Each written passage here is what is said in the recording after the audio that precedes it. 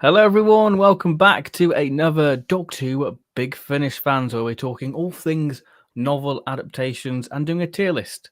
As we've done a fair bit of research on them, re-listening and revisiting, so we've done our homework all about the novel adaptations and talking about the rise and fall of them and why we think they failed and why they were a big thing back in the day. So once again, I'm joined with Luke. Yes, hello everyone. We have been teasing this one for quite a while, haven't we? And I think it was more just because we wanted to get round to re-listening to most of them before diving in. Because with most tier lists, we sort of just dive in, go off memory. Often there is far too much to re-listen to, such as Fourth Doctor Adventures, where we had 10 whole series to get through. But with this, it is 11 releases. And so that's a bit more manageable. And also, it's been a while. Like the last one was out in 2016. I haven't really listened to any of them since then either. So it was nice to go back to them really and get a lot of re-listening done over the past probably about a month since we started. Yeah, and it's sort of sod's law that last week they were all on sale. It was Yeah, the 1 week I couldn't do. So apologies if you like the sound of these stories and you've missed that boat. Apologise for that. yeah, it could have been a nice bit of synergy, but we just missed it. Yeah. And I Damn. think we started this by we did Damaged Goods alongside Mind of the Mind of the Hodiak for Hodiak. like our Russell special. And then you talk about wanting to do the Well-Mannered War, English Way of Death, and Romance of Crime, sort of like those 3 Fourth Doctor ones. And so we started re-listening to those, and then we thought, actually, we might as well just do a whole tier list of the range, because by that time, there's not much. Well, there is a bit more to listen to, but we'd have done taken a hefty chunk out of the range, so might as well clear the rest off while we're at it. So, Yeah, and here it we looks like this range isn't going to come back anytime soon. So this could possibly be the definitive novel adaptations tier list. Yeah, like it gets brought up in the podcast or in Vortex like once in a while, doesn't it? Someone Yeah. will ask, "Oh, I really love this range. Could you bring it back and adapt such and such for audio?" And Nick will always basically say, it's got a lot of demands, but that's not shown in the sales for it. And so, yeah, we'll put our business caps on later and analyze that as best we can. Yeah. Bearing in mind, we know no inside information here. We're just fans speculating. Yeah. With a passion for Big Finish. Really. So what we've been doing since I last spoke to you on Monday when we talked about David Tennant and Catherine Tate returning and our new companion, Yasmin Finney. Yeah, I've just been doing the usual, really. Finishing off these novel adaptations, finished Cold Fusion and Original Sin were my last ones to get through. Watched the finale to Derry Girls on, when was that, Wednesday? That was quite an emotional roller coaster. I don't know if anyone here has been checking that out. Is it worth it? Yeah, I'd say it's worth it, really. I mean, it's 3 series, 6 episodes each, and they're like 22 minutes. So it's just bingeable then. Yeah, it's not really a huge commitment, but it's definitely very well done. They feel longer than 22 minutes in a good way. They squeeze so much into there. There's a lot of characters, there's a lot of balancing going on, but it never feels rushed. You never feel like you don't know any of the characters. I think like the opening scene of the first episode is a masterclass in telling you everything you need to know about the dynamics of these characters in one swift blow. It's just punch, punch, punch. Everything is there that you need, really. And after that, it's just sitcom fun with a few darker undertones being set in Ireland during the 90s. So you've got the troubles going on and such, and then that sort of is a big theme right at the end. So yeah, it's basically just about girls living their everyday life for the most part, and during these times, and showing that while even when there's these exceptional things going on, we as humans just sort of rationalize that and move on as normal. And when the series first started in 2018, I didn't watch it then. I think I started catching up around 2020. So it was during a time where we were going through not something quite comparable, but we were going through that similar thing of these are extraordinary times, but we just accepted it and getting on as normal, Hmm. which is somewhat ironic. So, but yeah, I definitely recommend checking that one out if you haven't. How about you, Ben? What have you been up to? Last bit of uni coursework, so that's taken a bit of my time. Obviously, Mel's been here, and now she's gone, so now I can indulge in all things geeky. Can put Bonnie on again. I can put. Yeah, I listened to that. I did listen to The Rotting Deep. Have you finished that one? I've got 5 minutes left of the second episode of that. I re-listened to the first part of that again. I listened to the 3-part one when it came out start of the month, but I thought I'm gonna re-listen to this so I have the momentum to carry on. But yeah, I really enjoyed that even more the second time. How are you finding? I don't feel like I'm enjoying it as much as you. Oh, Like, really? it's not. I wouldn't say it's up there with like the golf, because that's the way you were No, sort of not feeling quite like it's gonna. there. But I'd say it's a solid start. I really like Hebe. I think she's great. And weirdly, it's been dispatched. Yet the Ninth Doctor hasn't been Yeah. dispatched. Although it's we did crazy. get some Ninth Doctor recently. We got Yeah, our old the old. friends. Yeah, I've got it sat over there. I mean, I can't be bothered to go and get it, but it's great to finally have that and revisit it. It's made me even more want to revisit Series 1 again, because it was Ravager's year anniversary last week, and I've just been so tempted just to stick them all on again and experience the vinyls, I guess. But yeah, but the back catalogue is getting bigger and bigger. I still haven't touched the War Doctor Battlegrounds yet, so. No, I've still got quite a few to get through. I've still got the recent Back to Earth set. Still haven't got to that. I haven't got to Second Doctor Companion Chronicles. Unit what's Nemesis 2. Actually, I still haven't finished Unit Nemesis 1. I've got the final episode of that to go as well. So it's a hefty back catalogue for us. It's got to keep growing. It's got to keep growing. Yeah. But yeah, and yet I'm diving into the most recent thing that's come out.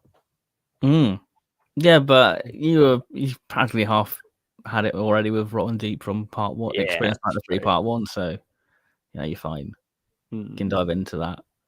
Yeah, and I mean, you might as well go for what you're most in the mood for, really.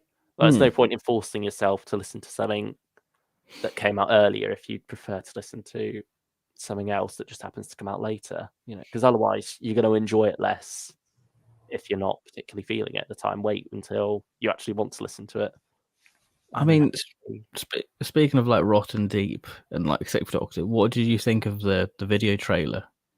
It was an interesting one. I rate them for going for something different. I mean, it definitely gets stuck in your head. Yeah.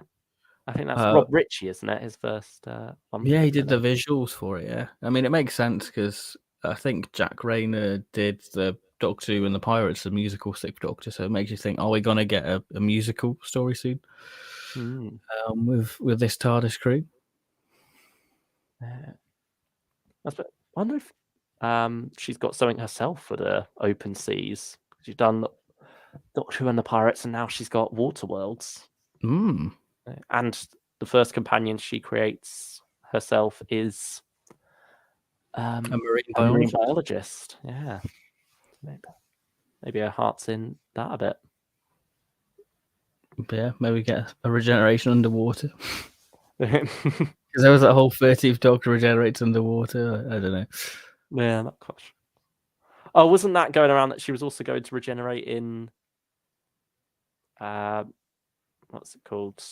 Legend of the Sea Devils for some reason, and something in the Centenary. I don't know.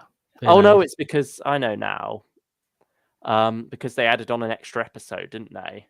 And obviously that extra episode did end up being Legend of the Sea Devils slotted in between. But people were saying, oh, Legend of the Sea Devils was meant to be her exit, when it quite clearly wasn't. That's like the extra one they threw in. Yeah. But yeah. So I think that's where her regenerating underwater came from. Because people were like, how could she regenerate in a Sea Devil episode? Make her walk the plank, obviously. Oh, because there's a reference in like Spyfall going, have you drowned? Was it Spike? No, it's Dr. Paul. Sorry, yeah, Yeah, that's it. yeah, that's Yeah, it. when they talk about the different ways Yeah, the Doctor's regenerated. yeah. Oh, I love that moment where it's like, oh, we could have pushed you off the edge, but we don't know how many regenerations you've got left. We might have been up and down the stairs all night. Now the timeless shield. Yeah. Oh, yeah. Has actually fallen before. Well, we already had that with the fourth Doctor, don't we? Yeah, Jodrell Bank. Yeah, that was referenced in Spyfall, yeah. Spyfall, yeah. While they're at the top there. Yeah, that was a nice little moment. Controversial ending, but yeah, we won't get into that. Yeah, that's better to discuss. Hmm. But hello, stylish one. Hello. Recommendations from all the recent sales. What's the one going on at the moment? There's quite the Tennant one's on, isn't it, at the moment? But I think that finishes tonight. Or either that or Sunday, maybe. So, oh no, it is tonight, 20th of May. Yeah, it's pretty much everything Tennant, isn't it? Yeah. Dalek Universe, if you haven't, I'm pretty sure you have Stylish Run, but for anyone else who hasn't, Dalek Universe is definitely the way to go though with Tennant. The No Place, because of it featuring the whole The Nobles. I mean, I've been tempted to revisit Volume 3 again, actually. Yeah. I'd say it's worth going back to the whole of Volume 3. Like, the limited edition is only £22.50, so definitely I'd recommend that. a good shout getting that at that price. What would you say your favourite 10th Doctor volume is? I'd say 3 of the... Yeah, 3 for me. How about you? I'd probably have to agree. Yeah, I think No Place and Creeping Death make it brilliant, and then 1 Mile Down's pretty solid middle piece. But I've enjoyed them all, really. I think there is some bias when it comes to the 10th Doctor stuff, but hey, it's fine. It's cool. Yeah, you're allowed to have bias. Oh, yeah, especially now. Yeah, it's only natural. Have you gone back to any Tennants since the announcement still? Or? No. Me Just neither. been getting excited. I've been getting excited over like the pictures, and I've been really tempted to do like one of those defending if David Tennant's the 14th Doctor and what is a good thing. I don't know, but yeah.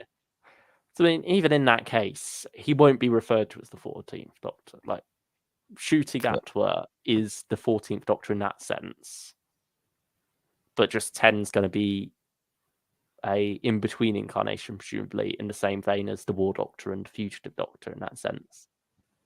Yeah, I'll have like some cool title. Yeah, like the numbering doesn't really matter. The 10th Doctor Redux. Yeah, why not? But yeah, we've got the great and bountiful 10th Doctor. I mean, it's Russell, so hey, why not? Why not?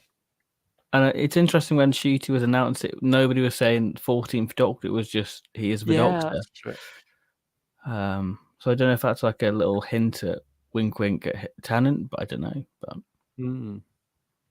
I mean, even they're still being very vague about it all.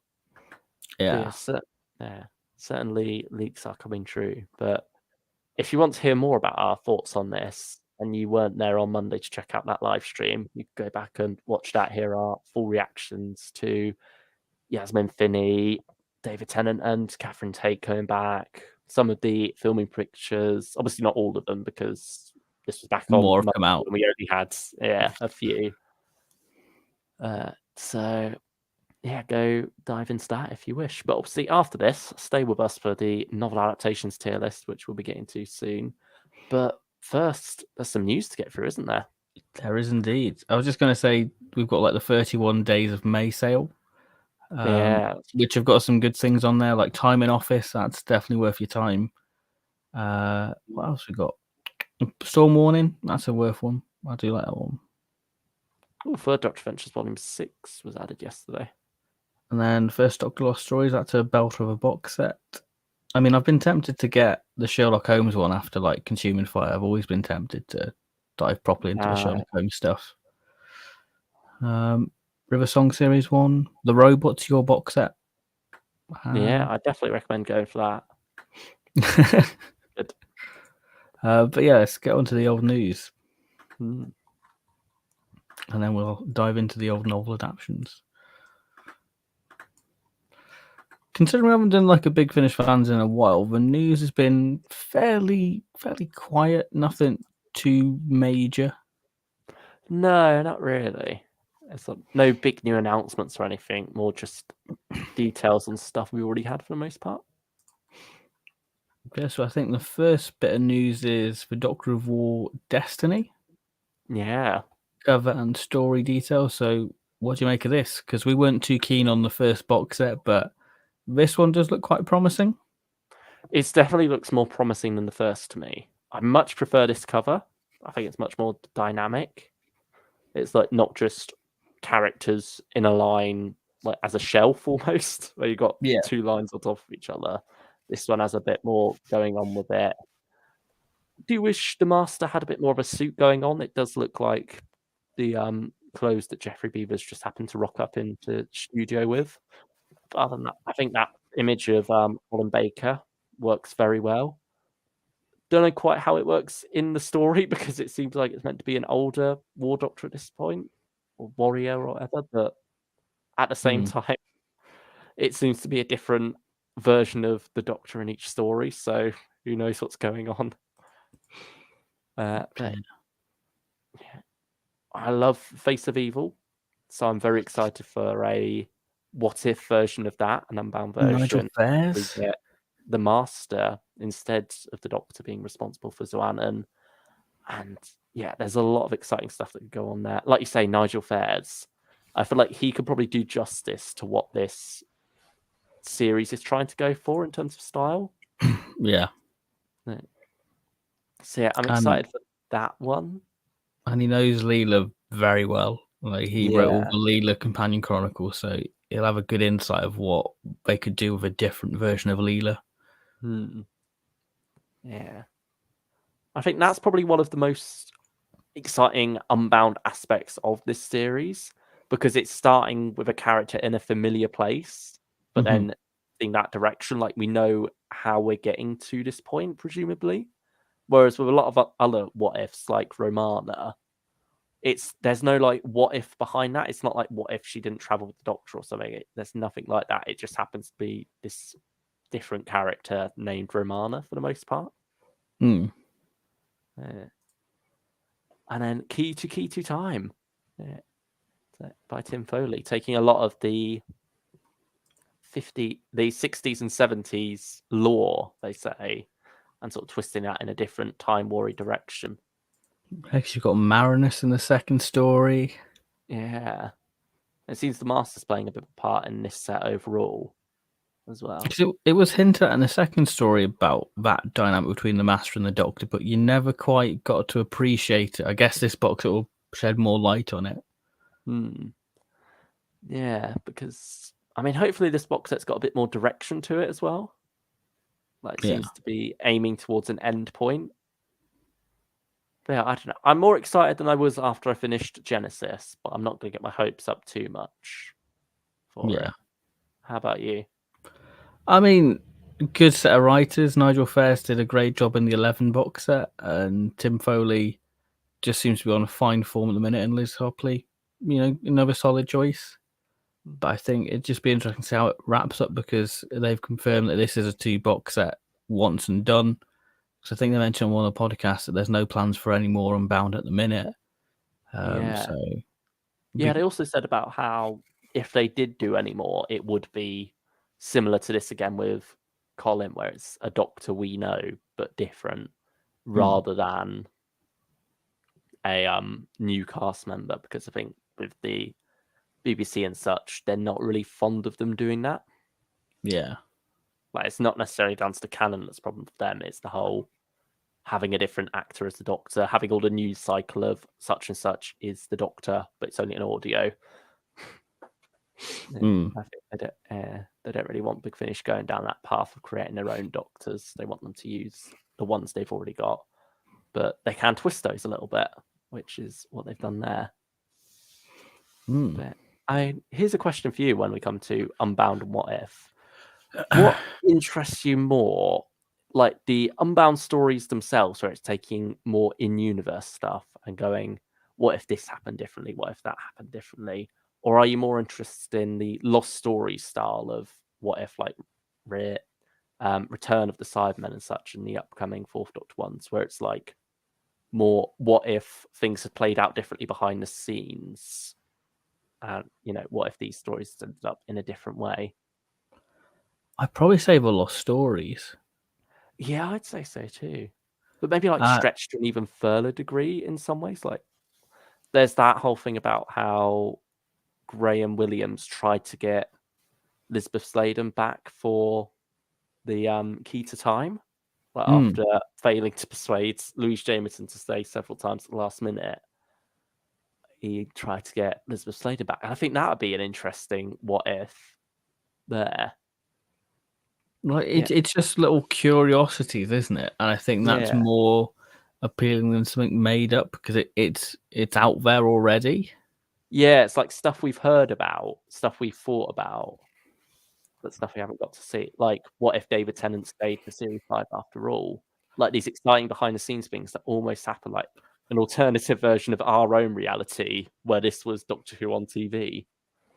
Sometimes that could be a bit more exciting than what if something played out differently in the Doctor Who universe. So I think when I was getting into Big Finish, the two ranges I was interested was the monthly range and the Lost Stories, because it was like getting that really authentic TV Doctor Who.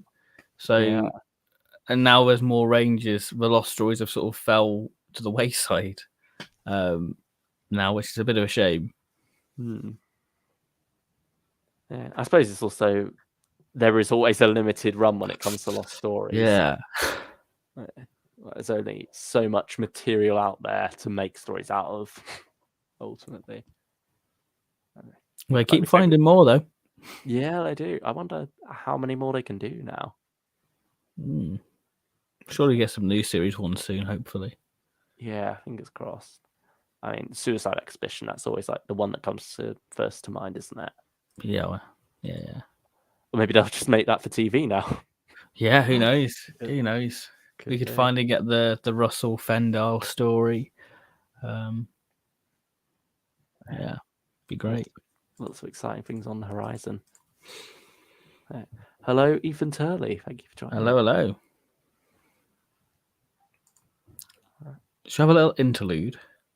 Yeah, let's have a little interlude. And talk about some interludes. So one of these is already released for Dream Nexus, which is on Waterworlds. Yeah. Do you get it separately if you just ordered Waterworlds, or does it have to be like in the bundle? I think you get it separately if you've done Waterworlds as well. Okay. So it comes as like the extras on that either way. Okay, like that's cool. Waterworlds on its own, or if you got the bundle. Oh, that's good. Same with the other two. The Haunting of Brick Place. And what's the other one? I, Chameleon, isn't it, the other one? Yeah, that's the first one. Still haven't got around to that yet. I'm more tempted by the Dream Nexus, because that seems to be actually tying into the box set. Like that's got Hebe in it, so presumably this story takes place between Waterworlds and whatever the August release for the Sixth Doctor is going to be. I feel like the Haunting of Brick Place seems more of an appealing story for me. Yeah, that one does seem quite exciting. It does sound like a good, like, traditional sort of spooky tale. Plus, you've got Sophie Aldred reading that one. I mean, I'd be interested to hear sort of Toby Haydock's Sixth Doctor, or it'd just be like a straight read. I don't know. It's funny getting covers for these as well, because we never got that for the subscriber short trips. No, they're really going all out, so fair play to them. Yeah. I mean, it's got... These are the most individual covers, more individual covers than the sets they come in that sense. Yeah, well, that's a point, yeah. That is a point. Yeah, it's a weird one. Yeah. Look forward to giving them a go when I get around to Dream Nexus and when Silver and Ice drops. Yeah. I think hopefully get back around to I, Chameleon at some point as well. I think we said we're probably going to save that for when 42 rolls around. Yeah, because we got 340 pretty quick, so we never had chance to listen Yeah, to it by the because the time time they it came out, we'd finished it. our hype had sort of died by that point. Yeah. So yeah, Yeah. speaking of that, Waterworlds. Yeah, Waterworlds itself. And then we have Narvin back for Gallifrey. I'll let you take it away because you know more about this than me. Yeah, I mean, have you given up on Gallifrey at this point? I think so. I mean, I do want to revisit the classic stuff and actually give it a go. But yeah, the Time War stuff wasn't for me. No. I mean, this is like a new era of Time War stuff, new producers and such, with Heather Chadden's taken over. So, and also that trailer that they dropped, it was a It Gallifrey was a 1, very good wasn't it? trailer. Yeah, That yeah. is one of the best Big Finish trailers they've done. So that certainly got the hype up there. It seems like a new selection of writers as well. I mean, some new, some old. I don't think Alfie Shaw's written for Gallifrey before. No, I Sophie don't think it has. definitely hasn't. And then Lou Morgan and David Llewellyn are old hands when it comes to Gallifrey at this point, I'd say. Yeah. So it's a good mix of new and old there. And one of the things that I've noticed they're switching up is the title format, I suppose. I'm not sure quite what to call it, but naming convention, I guess. Because with every other Gallifrey set, it's like a 1-word title per story, 2 words at a stretch. But now we're getting a bit more full on with the titles, I suppose. The last days of Freme, and the first days of Fiden, stuff like that. I mean, that doesn't really affect the content of the stories, but that's just an odd thing that popped into my mind looking at that. That looks like a all right set, really. Are you going to pick it up? Yeah, I think I will. I'll give it a try.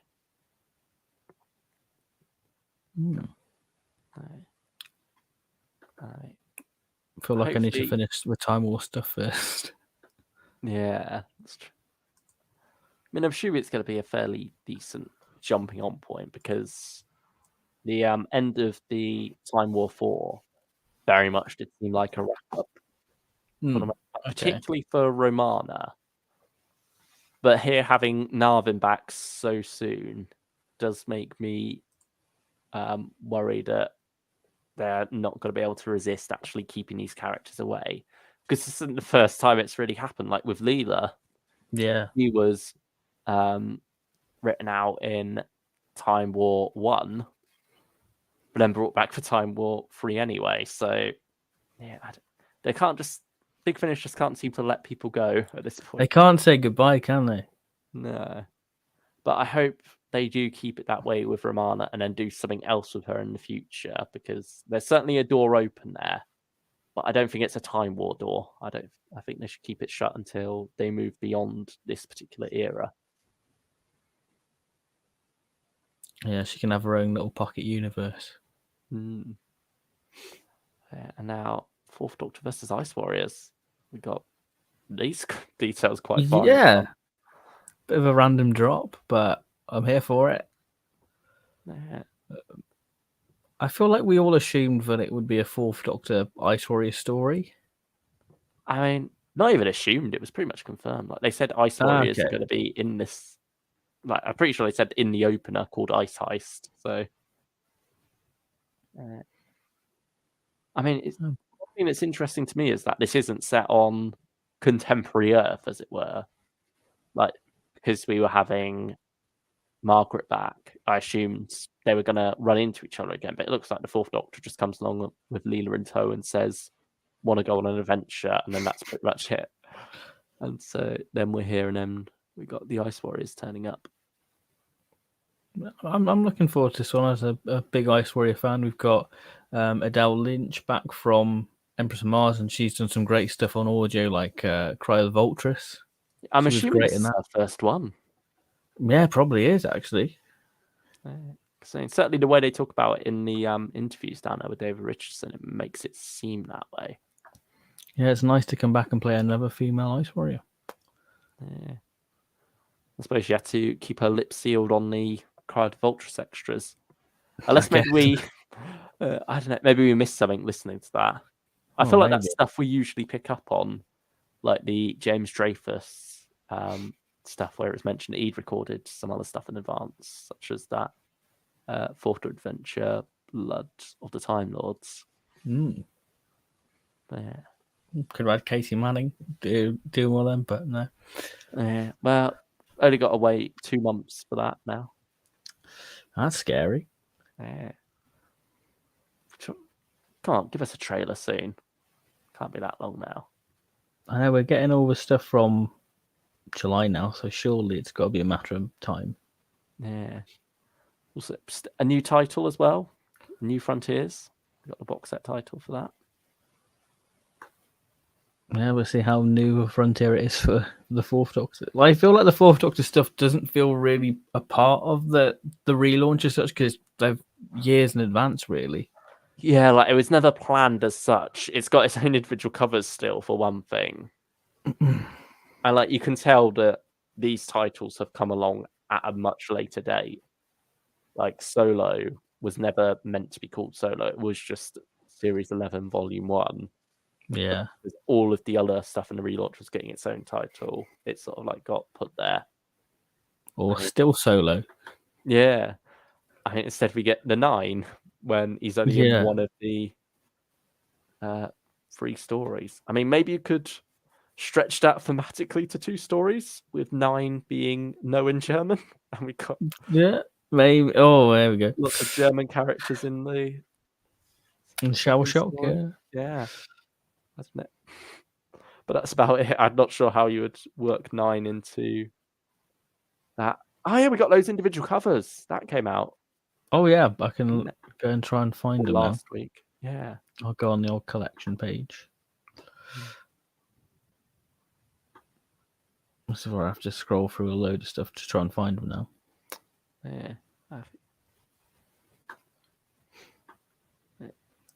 I think probably easier going on the audiobooks tab, going for the adventures. That's true, yeah. Because it might just be easy. Would it be easy just to go what's new? Oh yeah, just go what's new and next month. That'll do. There we go. There we are. Yeah. Although the peak season cover's not actually online. That's odd. They're not. Stage. They're not actually there. Oh, no. They're on their own pages. Ah, there we go. Yeah. What do you make of these covers? Yeah. When I first saw like the small image of the Dreams of Avarice, I thought that was like the McGann stuff, because I saw James go, "Oh, is that Molly?" And I was like, "Oh, we're bringing back Molly for like McGann," but no, it was the Fourth Doctor stuff. But yeah, I quite like this cover, to be honest. Yeah, I think I prefer Shell Shock. Same. And I think the story more appeals to me, that one. Yeah, I think that's same here, really. Because we still don't really know much about Dreams of Avarice. Like, they're keeping details on that rather vague, at least in terms of plot.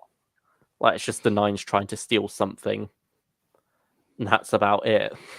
I feel like, how is that going to sustain 4 parts? But yeah. I mean, I'm sure Guy Adams has a plan there. I think he said it's the most him script he's ever written. Okay. On Twitter, so that should be interesting. But yeah, I love this Shell Shock cover. How it's like a crater or a hole of some kind, isn't it? Yeah. That we have that point of view. That's something very unique for a Big Finish cover. I saw like an edit of somebody put that inside like Bill. Oh, she was shot, and I was like, "That's a good little edit." No. But yeah, it's nice having an actual interesting background for a cover, because we seem to get less and less of that recently.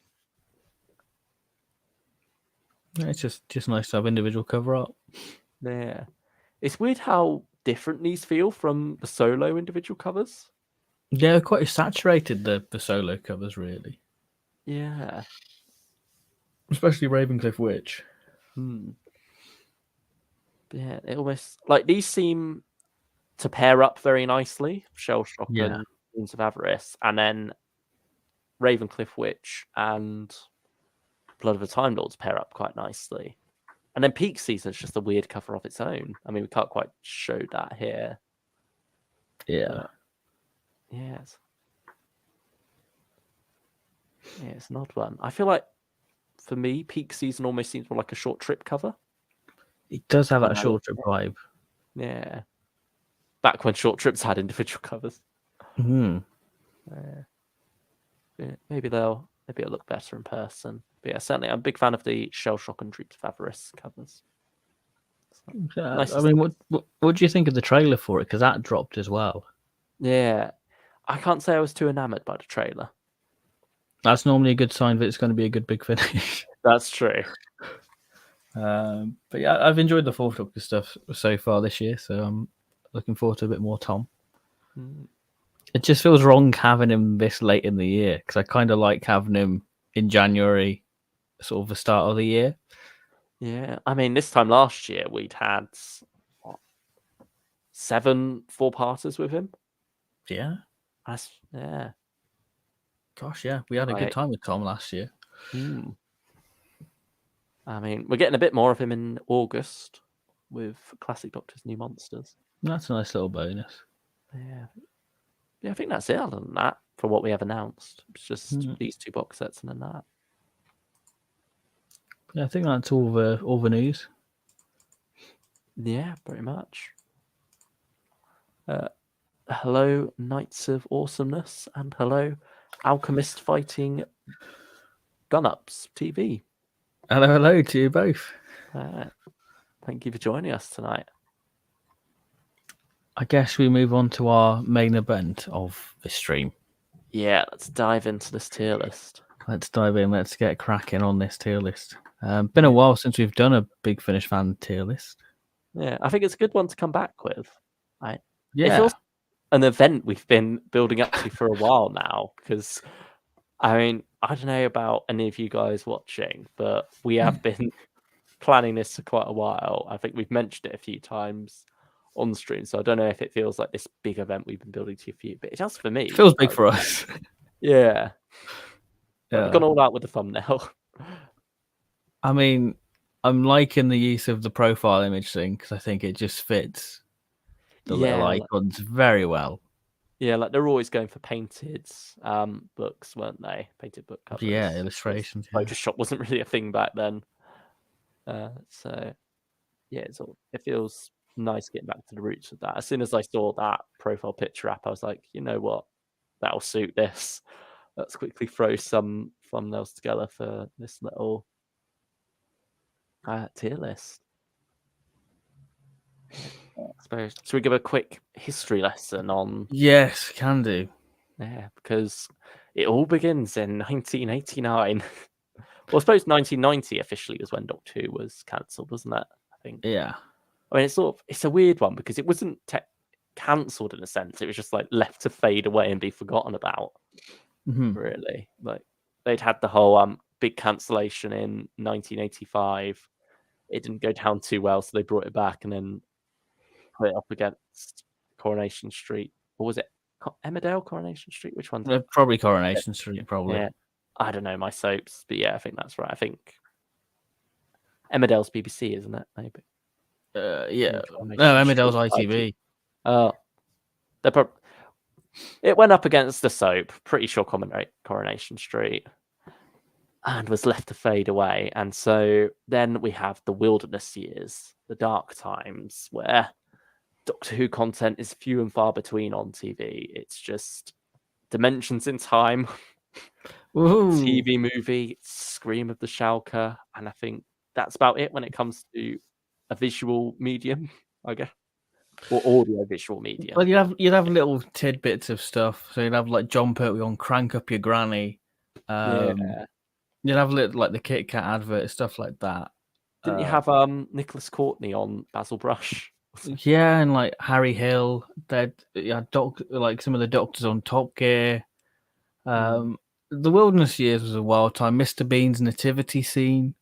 Yeah, all the repeats on BBC Two and UK TV Gold.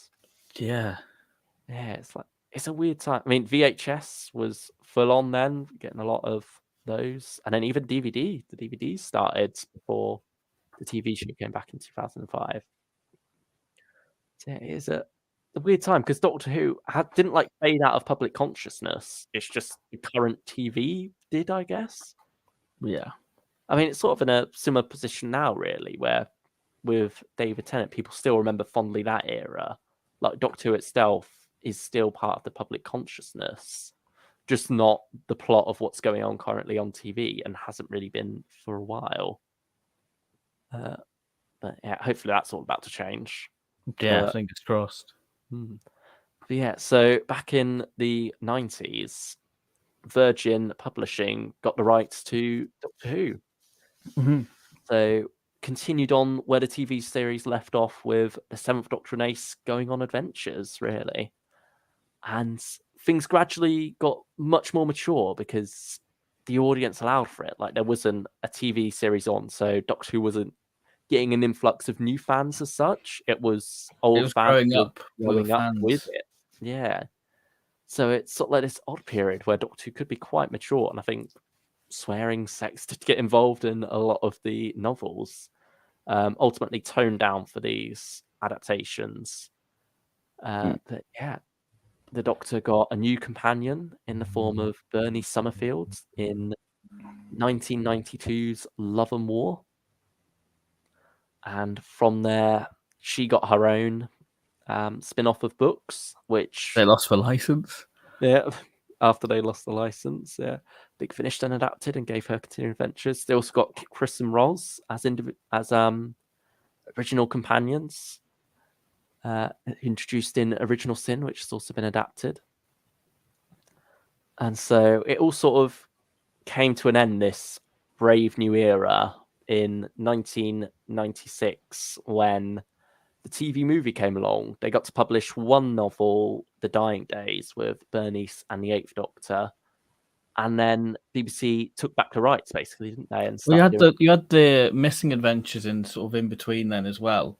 yeah, sort of running alongside the New Adventures, as they dubbed this. They also introduced the Missing Adventures, which is Doctors 1 through 6 there, and they've adapted some of those as well. And then when it came to the stuff after the TV movie, you had the Eighth Doctor Adventures, which sort of took the place of the New Doctor Adventures, didn't it? New Adventures, sorry, where it's this ongoing story for the Eighth Doctor.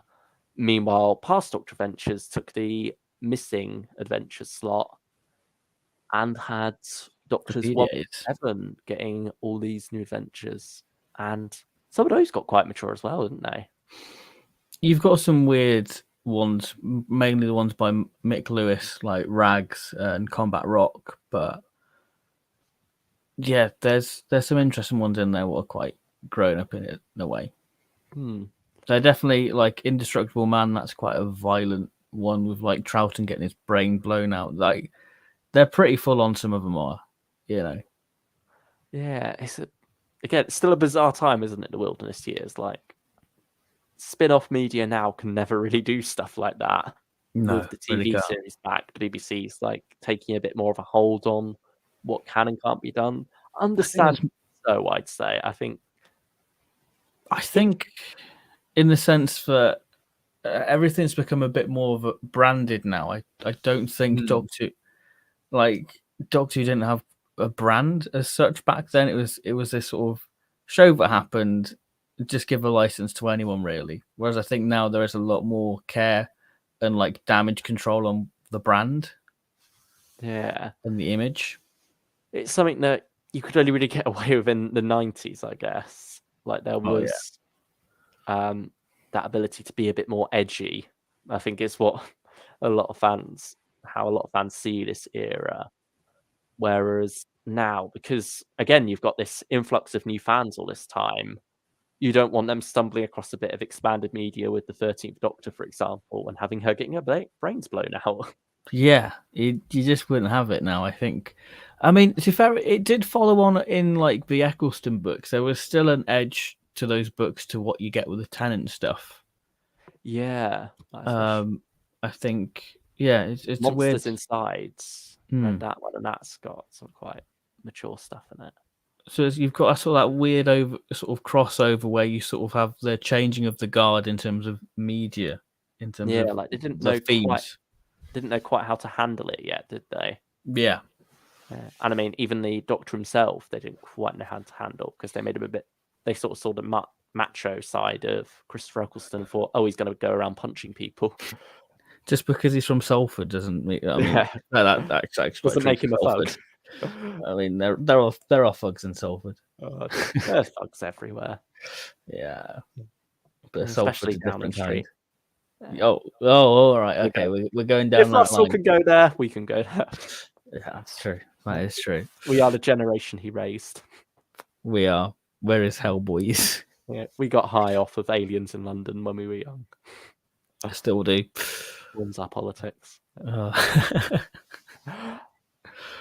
Um, But yeah, it was a weird time, the 90s and early 2000s for Doctor Who. Like, it could get away with more, but in a sense, I don't know if it was better for. I don't think it was better for it necessarily. I think it's good that it got to go there. Maybe it's Doctor Who needed to get that out of its system. But I think it's better staying away from that for now and leaving that to Torchwood, for example. It's now got that outlet. It very much feels like it was Doctor Who's edge teenage years. Yeah. It was that sort of edginess, really. And I don't think that suits Doctor Who. No. Like, I'm not saying Doctor Who should be this light, fluffy show. But yeah, just the stuff they had was not really needed. There's a difference between dark and mature and edgy. Like, I think you can get a lot of dark and mature series or episodes, on TV that aren't necessarily edgy, that are still available to a young audience. Things like Human Nature and Family of Blood are quite intense, but it's not child unfriendly. I think Gary Russell put it best, but it felt like a chore to put the adult stuff in the novel. It's like, okay, so here's Benny doing stuff with an ice roller. Okay, can I tell the story about Paladin now? It felt very much like you had to have it in there. Yeah. Which is not right. Yeah. It's very much Doctor Who trying to say, oh, look at us, we can be cool, can't we? Yeah. In a time where Doctor Who was sort of falling out of favour. But it just made it almost more of a laughing stock in that sense. It's like, it's for those kids who were bullied for liking Doctor Who in the 80s to then say, look, it's cool now, isn't it? Look what you bullied me for. At the end of the day, we're Doctor Who fans. We shouldn't have that edge control. No. It just doesn't suit us. Yeah. Oh, man. Yeah, I think Torchwood is a much more suitable outlet for that style of storytelling now. And Doctor Who itself can deal with mature themes. Like, it shouldn't shy away from them. But it can deal with them in a way that children can still engage with it. I think it's important for children to engage with mature themes to help their development, really. Yeah. I mean, I think if you want to learn about the history of the New Adventures, there's a great book by David J. Howell, which is basically this lovely coffee table book of all the artwork from the New Adventures, Missing Adventures. And it basically gives you a rundown of the history of them and each book. So you don't even have to read them. So it's great. Yeah. So I recommend that. It's definitely worth your time, that book. Yeah. And so then Big Finish came along, didn't they? That's another thing from the Wilderness years we haven't talked about, really, because Big Finish started towards the tail end of it, 1999, and they had some mature edgy content for a while. I never feel like they overstepped the mark, but like if you look at the early, because this is the thing, when you get into Big Finish, especially for like the generation of fans that we were, like the first 50, they were dirt cheap. You know, they're all on Spotify, so they're naturally the area of Big Finish you go to. And then you listen to like stuff like Project Twilight, where you get somebody getting their heads blown up or whatever, or, you know, Necromantia. And you listen to like a recent Big Finish, there's a complete different feel, not only in how they produce them, but like tonally as well. So because there's always that thing going, oh, I wish Big Finish would be as experimental as it was in like the early 50s, and you're like, yeah, okay. Yeah, it's basically just less of a filter, really, wasn't there? Yeah. But I think Big Finish does still have its experimental times. I suppose it feels like there's more of a safety net now when they are experimental. Perhaps that's it. Yeah, I don't think they quite go as deep and dark as what they did like in the first 50. I think you'll get that in the War Master because that's naturally where the tone is for that series. But I don't think you'll get it constantly with the Doctors, really. No. Yeah, I mean, there's some mature content that trickled through into some of these releases, though, like Romance of Crime. That's got some dark stuff in, which I'm sure we'll get around to talking about soon. Yeah. Yeah. First up is Love and War, the genesis of this range back in October 2012. It's nearly 10 years. Mental. Yeah, because they were planning something for the 20th anniversary of Bernie Summerfield, who first debuted in October 1992 with the novel Love and War. And so I think someone jokingly suggested doing a story called War and Love as a sequel to it. But then it was instead decided that they'd just adapt the original adventure and have Benny meet Seventh Doctor and Ace for the first time on audio. Chronologically, I mean. Obviously, they have had their adventures there before, but now for fans who don't really want to go back and read those books, they have a start point with the character that works for that. And so, yeah, take it away with this one because I didn't get this one. I've not. So we're off to a good start here with we're off to a good homework. But all right, I did the homework for this one. It's great. Yeah, this is a very interesting one because I can't remember. Is this before after Nightshade? Is it? Yeah, this is the one immediately after. Yeah, okay.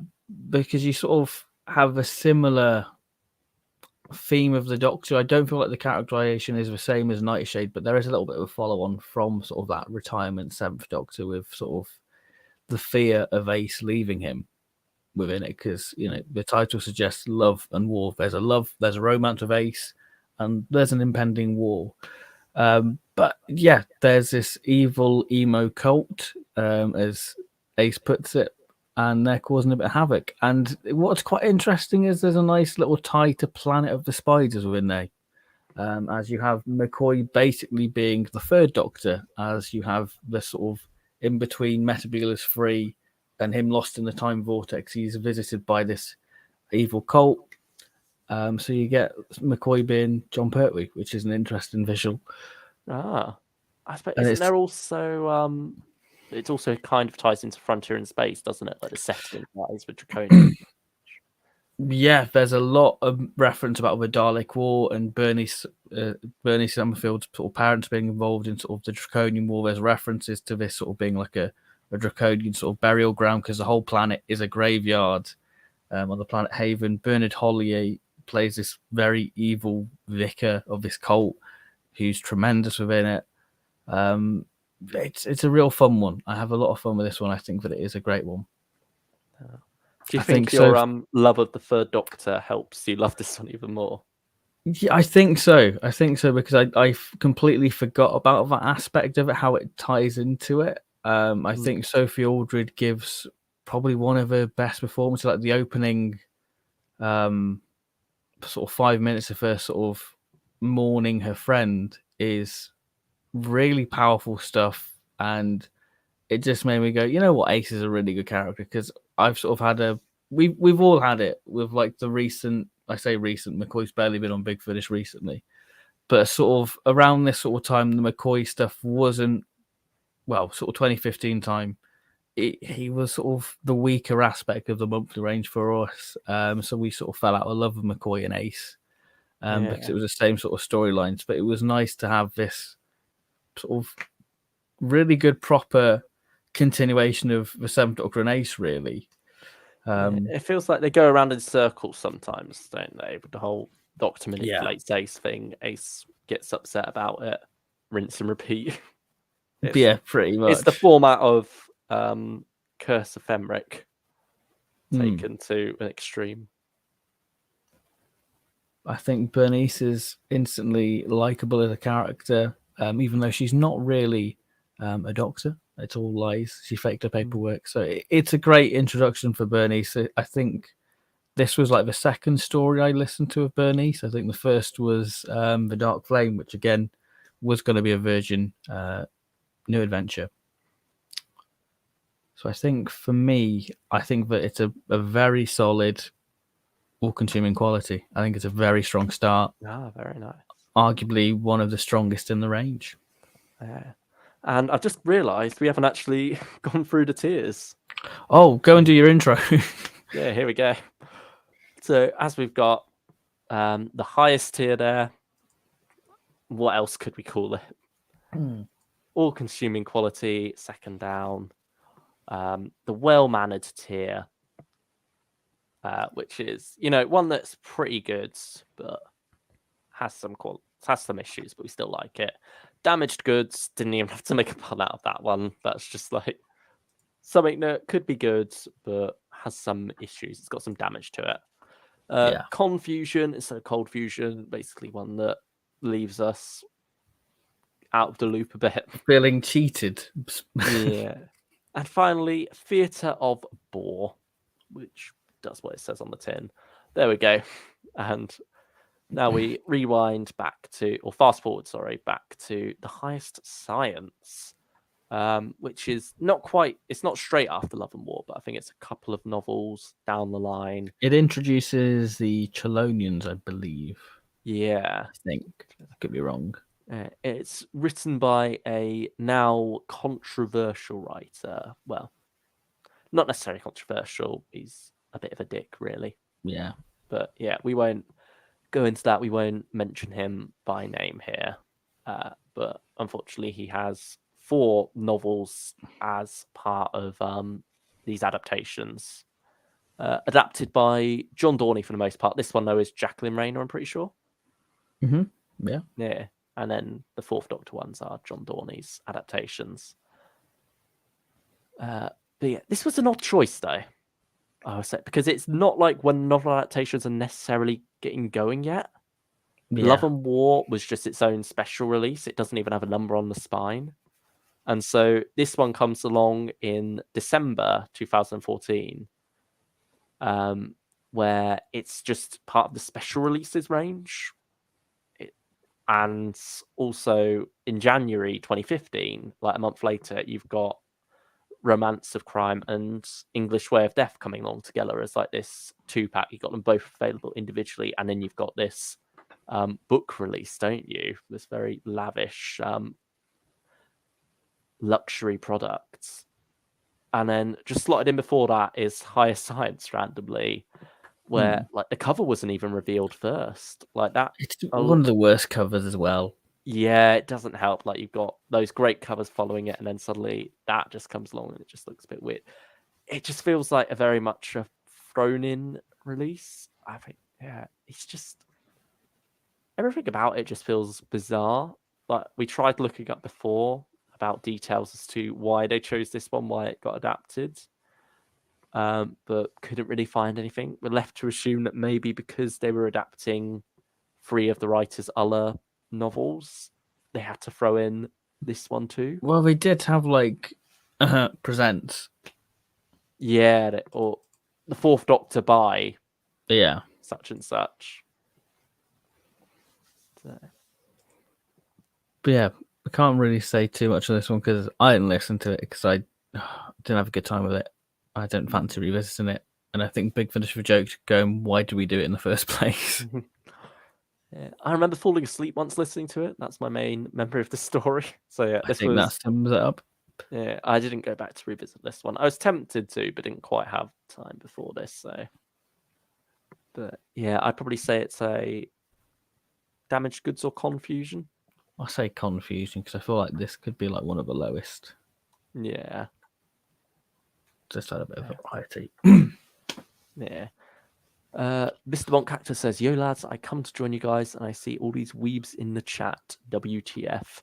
Mate, these spammers need to get a life. Sorry, I get triggered by these people." No, that's fair enough. Yeah, unfortunately, that's a bit of spam back there. But yeah, thankfully it seems to have died down a bit now, touch wood. Yeah, fingers crossed.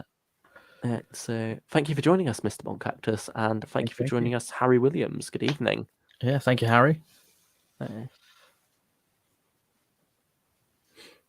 Should we move on to Romance of Crime? Yeah, let's go for it. And good evening, Alfie Shaw. Alfie Shaw? Alfie S, sorry. I'm thinking of Alfie Shaw, the writer. Yeah. I mean, if it is you, Alfie Shaw, please feel free to start. Or maybe your name just happens to be Alfie Shaw. But yeah, Alfie S. Sorry for that slip of the tongue there. Thank you for joining us.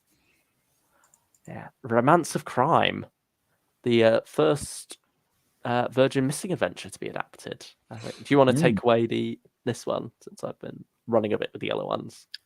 No, yeah, I can do. Yeah, I think that out of the two, I think this is my favorite personally. Oh, yeah, these two January ones. These two in January. I think that this one in particular is a perfect blend of the season. It gets the season 17 humor. This one does, I think, but it adds the sort of flourish of darkness, because this is quite a dark story. It's set on like this prison thing. About capital punishment and stuff. Quite a lot of gruesome deaths. Like people get crushed down into fleshy, bloody cubes. Yeah. Which, so. But I mean, Big Finish does let some dark stuff seep through sometimes, and this is definitely one of those occasions. I think it's quite black humor at times as well, isn't it? It sort of delves into that area, so it feels true to season 17 in tone somewhat, but also it feels like a better version of season 17's tone. I can see that. It's got like its own quality to it. The Ogrons are wonderful within it. I think they're a great addition. They're hilarious. It just gets them. Yeah. Some of the best Ogron lines are in this story. I think as well, what's quite exciting about these two stories was it was our first time listening to Tom Lala and K9, John Leeson. Yeah. So it was a big release back in the day. You've got a lovely supporting character in the form of very much like Duggan. I can't remember the character's name now. It's terrible. Spigot, yeah. He gives me very much Duggan vibes within it.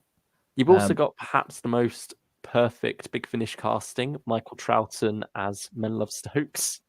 Yeah, the art. Is it Art Thief, is it? Or Artist. Artist, yeah. There we go. Yeah. Artist who's not very fondly thought of. Yeah. I mean, there's a character in the English Way of Death, I think Percy sounds very Troughton-y as well. Yeah, I did like check the cast list for that. I think is Michael Troughton back in this one as well? But no, it isn't. Yeah. I think Miranda Rayson does a great job as a villain within it. I just think this one's quite a forgotten gem, to be honest. It feels very classic in a lot of ways, very 70s still in terms of plot. But just, with that darker edge that I don't think you would have quite gotten on TV. You do get a bit of a... See, Nightmare of Eden, it's got a dark edge because it's about, hey, drugs. Yeah. But I think this is it balances that humor. It walks the tightrope very well. Yeah, I think Nightmare of Eden, sort of like, maybe the production values also don't help that one. But the humor always feels like it's there to hide the serious subject matter at times. And I do quite like Nightmare of Eden. But yeah. Whereas the humor doesn't step on the toes of the darker aspects. And because it's more black humor, in some ways it accentuates that. I mean, I say all-consuming quality or even the highest tier for this one. It's great. I feel torn because I feel like all-consuming qualities. I think all-consuming quality is about right. Yeah, I think that's about. I think there are better ones to come. There's definitely one what I think is solid up there. Yeah. Do you want to take away English Way of Death? Yeah, sure. So this is it's almost like the middle part of this trilogy, isn't it? Yeah. Okay. And you have reference of the Black Guardian within it, don't you? Yeah. And it's basically 1930s. I think 1930s, isn't it? Yeah, 1930s. Yeah, Yeah. I thought it was 20s from like the way the art is done in the booklet and like the speech. It feels very sort of Agatha Christie's, Watto type It's stuff. very. It feels the closest to City of Death and Sharda in that tone. But With like again, the it's location stuff, yeah. again, it's still got that darker edge to it at the same time. Like when it comes to the villain, who, funnily enough for me, because this was coming out 2015, so The Eminence was very much at the height of its popularity, I guess we could say, with the Infinite Warriors and stuff. Like Dark Eyes 3 had just gone. Destroy the Infinite was just last year as well. And so it very much I think it's Zodal in this. Yeah. He very much felt like a Green Eminence ripoff, I suppose, even though Zodal He's technically original. came first by quite a few years. But yeah, I think maybe that coloured my view of this story first time around. But yeah, now with this re-listen, having that distance, with the Eminence not in the forefront of my mind, I was able to appreciate Zodal a bit more as a villain and appreciate the story overall. I think it's a lot of fun, this one. It's certainly the weakest of the trio, but not by much. I think this is a solid run of stories. How about you? I have a bit of a difficult time with this one. Ah, really? Like it's got some fun humor. Like the Doctor's gonna commit one of the deadliest crimes with like the library books, and that's his urgent mission to return those books. And there's some great imagery of like K9 in the basket. I love that sort of stuff. But I it love just, K9 getting possessed as well. John yeah, Leeson gives a good performance there.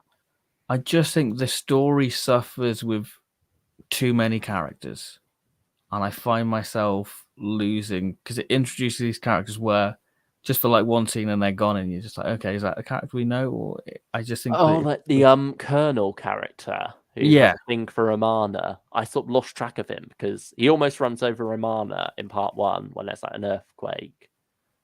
And then he's with the character who lives next door to Percy a bit later on, but I didn't quite click that it was the same character yeah.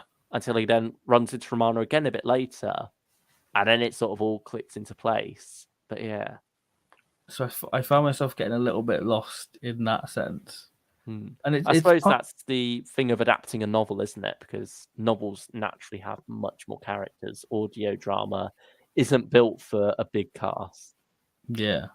So I think I think the book is better in that regard because the book itself, I think, was voted like the best of its year. Oh, really? So it's of a high standard if that is. So I feel tempted to give the book a read.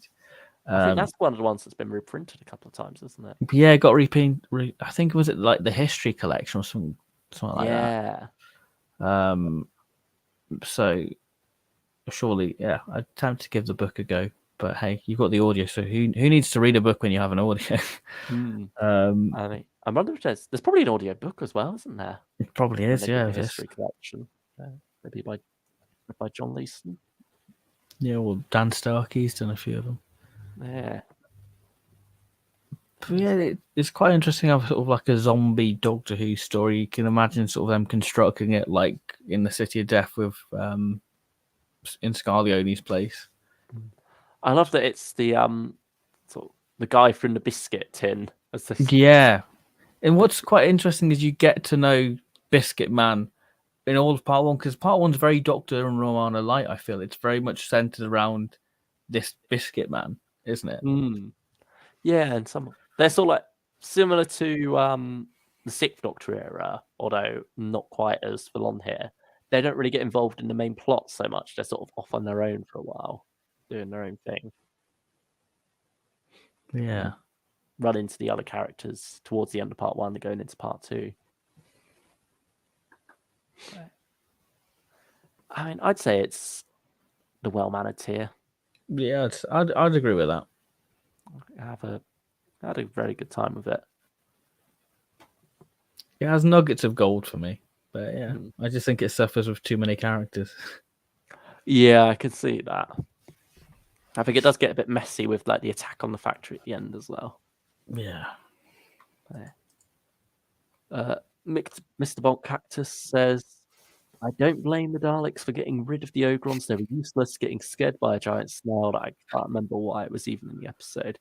Yeah, I like that these are the same group of Ogrons as well, supposedly. Like they say they brought them cheap because the old owners wanted rid of them after a failed plot to take over the universe.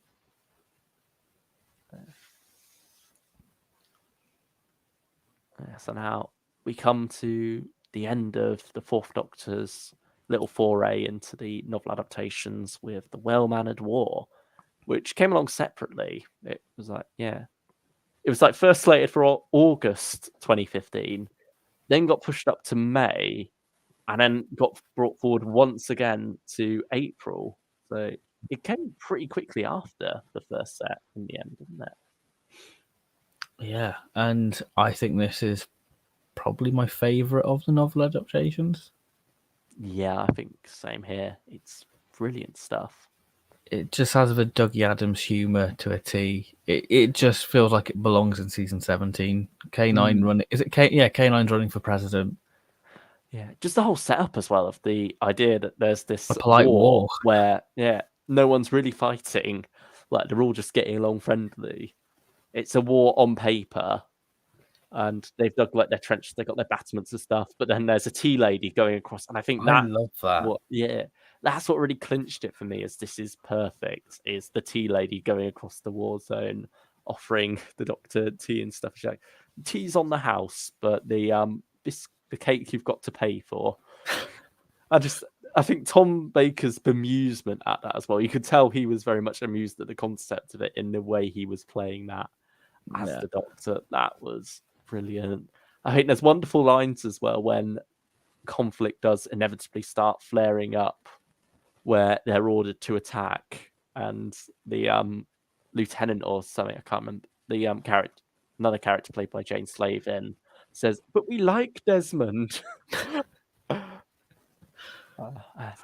again, it's got dark stuff in there as well. Like there's people getting eaten away by flies, their bodies taken over. There seems to be a fair bit of zombification in these stories, doesn't there? Yeah. Coming back from beyond the grave as well. So yeah, I think especially like the general characters. Well, that's quite horrid, isn't it? Is it? What's his name? A guy from like Blackadder and Timothy or Tim. Is it Minchin? No. I was somewhere with an M. Yeah, he was also McInnery. McInnery. He's a great addition for this story, and he plays the general great. Yeah, I love the way they've got him done up on the cover as well, and like that military gear. I think he looks very fitting there. But yeah, and I think the ominous buzz of flies a lot of the time as well is great stuff. It's a cracker. It's got a brilliant mix. This is the perfect mix of humor and horror. Like even like the torture scene, like, oh, you want to send me to the Web of Doom? You've heard of it? Oh no, I just thought I'd react to it. It's sort of great stuff. Like it plays to Tom's strengths, I think, wonderfully. This story, yeah, it truly does. And it might be, I don't know if it's my favorite Fourth Doctor audio, but it's up there. Yeah, it's got to be like top 5 at least. It's around about there. I suppose maybe you sort of feel like it's cheating a bit because it's not original audio. It was a novel first, but it is an audio. Yeah, it's one of the chunkiest ones as well. Like you get 35-minute average apart, I think. That's nothing now compared to what we get for like some of the relaunch stuff.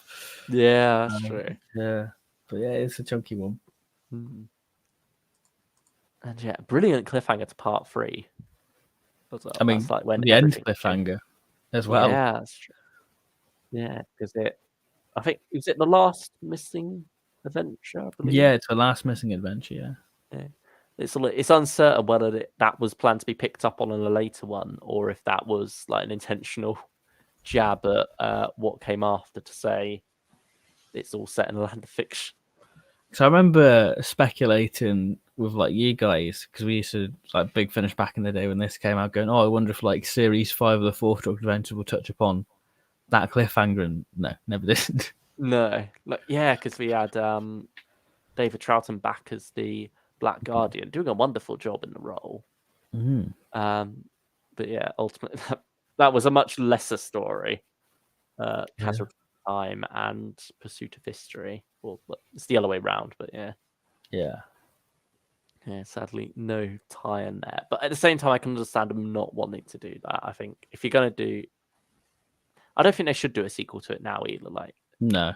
whatever you do, it's going to be underwhelming. And also, you can't really have the original writer's involvement. Mm.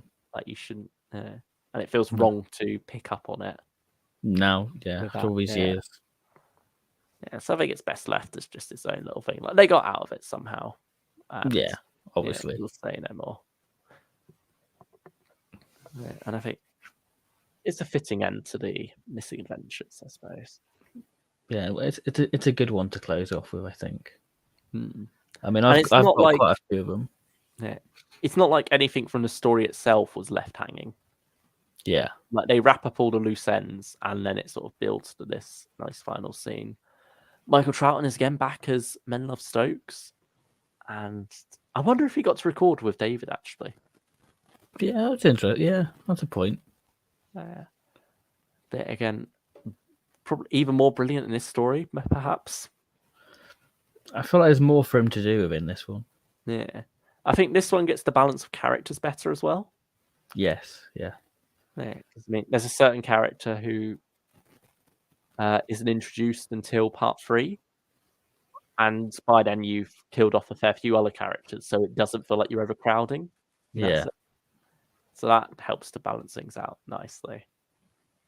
And it's a very epic story, I'd say. It's got a lot of scale to it that is well achieved. Yeah, I'd agree with that completely. Yeah, so I mean, is there any doubt as to where this is going? Theatre of Boar, yeah. Yeah, stick it down there. The well-mannered Boar. There it is. We're being polite. Yeah, this is the belter. This is the belter of a one. Now we come to Damaged Goods, which we've talked about fairly recently, to be fair, so we don't have to go too in depth. We can skim over it. Yeah, I think this. Oh, go on. I'd say you can see why they chose to adapt this one. Like Russell T Davies, even had his involvement in adapting it slightly. Like, not obviously it's Jonathan Morris who wrote the adaptation, but like Russell had his say in it. He didn't just sign off and say, "Yeah, you can adapt it," and then left it at that. He did like keep his eye on this one. I think this was around when Torchwood was coming into Big Finish as well. The new series license right around the corner. I mean, you get Torchwood and Time War reference in this. So yeah, it's very fitting that this one got adapted. I'd say, the first published Russell T Davies story, done in full cast at last, and certainly that's something that really excited Sylvester McCoy, didn't it? Getting set wide on a Russell T Davies story. Now Colin can join the club. Yeah, it's funny hearing him like say at the time about, "Oh, I'm the first Doctor." Yeah, Russell wrote for. Well, no, sorry, Sylvester. Sorry. I guess because we're sort of talking about it felt right to adapt this one. I guess we can have this sort of talk about the rise and fall of the novel adaptations. Do you think the selection is what let down this range ultimately? Yeah, perhaps. Because there's certainly some interesting choices coming up. I think they've all got their own justification, but I think maybe all of these ones in a row, especially like constant Seventh Doctor stuff, I think people wanted a bit more variety there. And so I think that might be what let it down more. Not necessarily the ones they chose, but the fact that they didn't space them out a bit more with other ones in between. Yeah, I think that is the downfall, because I think there's some good candidates to have been adapted, like Long Barrow. That was the main one we were hoping for. The Dying Days would have been a great one to see, goth opera is one I would love to see be done. And I think if Big Finish, go on. Yeah, that really lends itself as well to being adapted alongside Blood Harvest, is it called? Yeah, Like you could have both of them released at the same time because they like doing these in pairs for the most part. So we're it's right just there in front sticking of a you to box do. set. Yeah, Yeah. sticking a box set, be done. I think what other ones I'd like to have seen done. Yeah, I think if they were to do the novel adaptations now, I think it will be a very different beast. Mm. We would see more of the missing adventures come into it. We'd have, the man in the velvet mask with Stephen Noonan and Lauren Cornelius. I think it would have been cool to have seen some of those be done. Yeah. I do wonder if they do maybe just like 6-parters more as well. Mm-hmm. Like because they like their box sets at the moment, would they lend them more into that, more into the 3-disc territory? Stick a slipcover on it. Yeah, because I think there's a not Sixth Doctor, Fourth Doctor and Sarah Jane. I think it's called Managra, and that's a 6-parter. Yeah, there you go. So who knows? It'll be cool. I think now's the right time to revive it because they're experimenting with the format. Yeah. I think people want longer stories. I feel for the most part. I think for me that's where it lies. I think that's why Cold Fusion's such an exciting one because it's a 6-parter. Yeah. Like often you do hear them talking in the extras that they were tempted to extend some of these as well because those books often have a lot of plot. But I think for most of them, they do condense it very well. Like Well Mannered War, despite its chunky parts, it doesn't feel like it needs any more length to it necessarily. Yeah. I think it gets all the necessary stuff there. And ultimately, novels as well have a lot of stuff that just doesn't translate well to audio. And so, you've got to cut things like John Dawley mentioned in Original Sin. Like there was often little interludes in that novel where you'd get introduced to a character, you'd have a bit of backstory about them, and then they'd be killed off in a horrible fashion. And so that's not something he could really constantly introduce and have 20 different actors in these roles, which ultimately amount to nothing in the plot. So he then instead introduced a news broadcast thing instead, where you could just have one actor going through that, reading off these different news stories of people dying horribly for different reasons. So, and that obviously trims it down a lot more. And so originally, while thinking about doing a 3-disc one, he was able to get it so that it would work on 2 discs. And I think that helps the pacing of a lot of these as well. I think most of them do fit the 2-disc format instead. Yeah. I think as well, like the comic adaptations had the same thing as well. I feel like if they did like the McGann comics, I think they would probably have been a big draw. Then you do your Tom. I feel. But then again, Tom seems to sell very well anyway. It just seems a bit of a shock of it. That was the one sort of dud for him. Yeah. When it's a really good set of stories, and that's on sale with the May stuff, so recommend that. Yeah. Speaking of odd selections, having Well Mannered War and Damaged Goods together is a bit bizarre. I think it was just to make it a limited thing like they did with the first one, really, just to cram it together. Yeah, like this is around when they put the novel adaptations into one range as well. Like before that, they were separated off into special releases and Fourth Doctor by... And so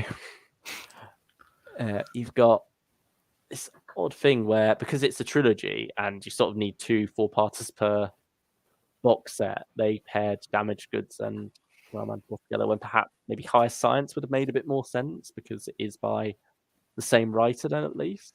Yeah. Yeah. But do you want to fork out that money for High Science in the limited edition? Do you want to give it that status? But at least it's with Well Mannered War, so yeah. And they both got Chelonians as well. Yeah, Chelonian set, yeah.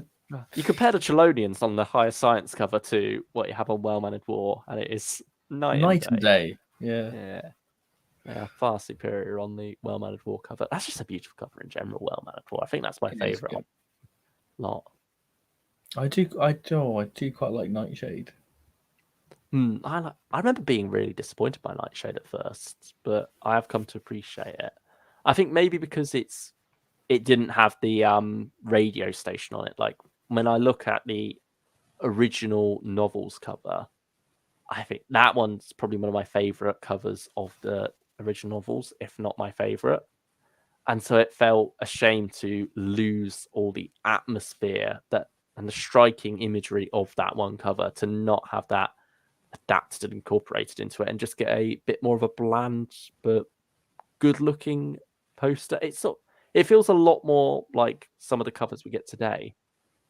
It feels more like a DVD cover for Nightshade does. Yeah, I think it's very well made. What it is, and I've accepted it now. But yeah, I do remember feeling disappointed upon first seeing it and thinking, what could have been for that release? Because with these, even more so, you get more hyped up for the covers in a way because you already know the contents of the story. Yeah. So you think there's certain things they could use on there. But I mean, we'll get to Nightshade in a little bit. We're sort of jumping the gun a bit here. Yeah. Yeah, Damaged Goods first. And I mean, I really loved this one. Yeah, you had a real good time with this one. Yeah, I don't know. It just, I mean, I loved it at first when I did listen to it back in the day. But for some reason, it just clicked even more with me this time. Maybe I'm like on a high with Russell T Davies thanks to recent announcements and stuff. But yeah, it just seems to work so well. It very much has that quality of a middle of the season two-parter. It's got all the stuff you expect from Russell with the It's all council. there, isn't it? Early Russell.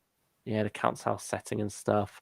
The idea of this gestalt entity is like something that he plays with a fair bit. You see it in Mind of the Hodiak as well, and then it does come into play later. I can't quite think of any examples, but I know he does use that same idea in at least one of his TV stories.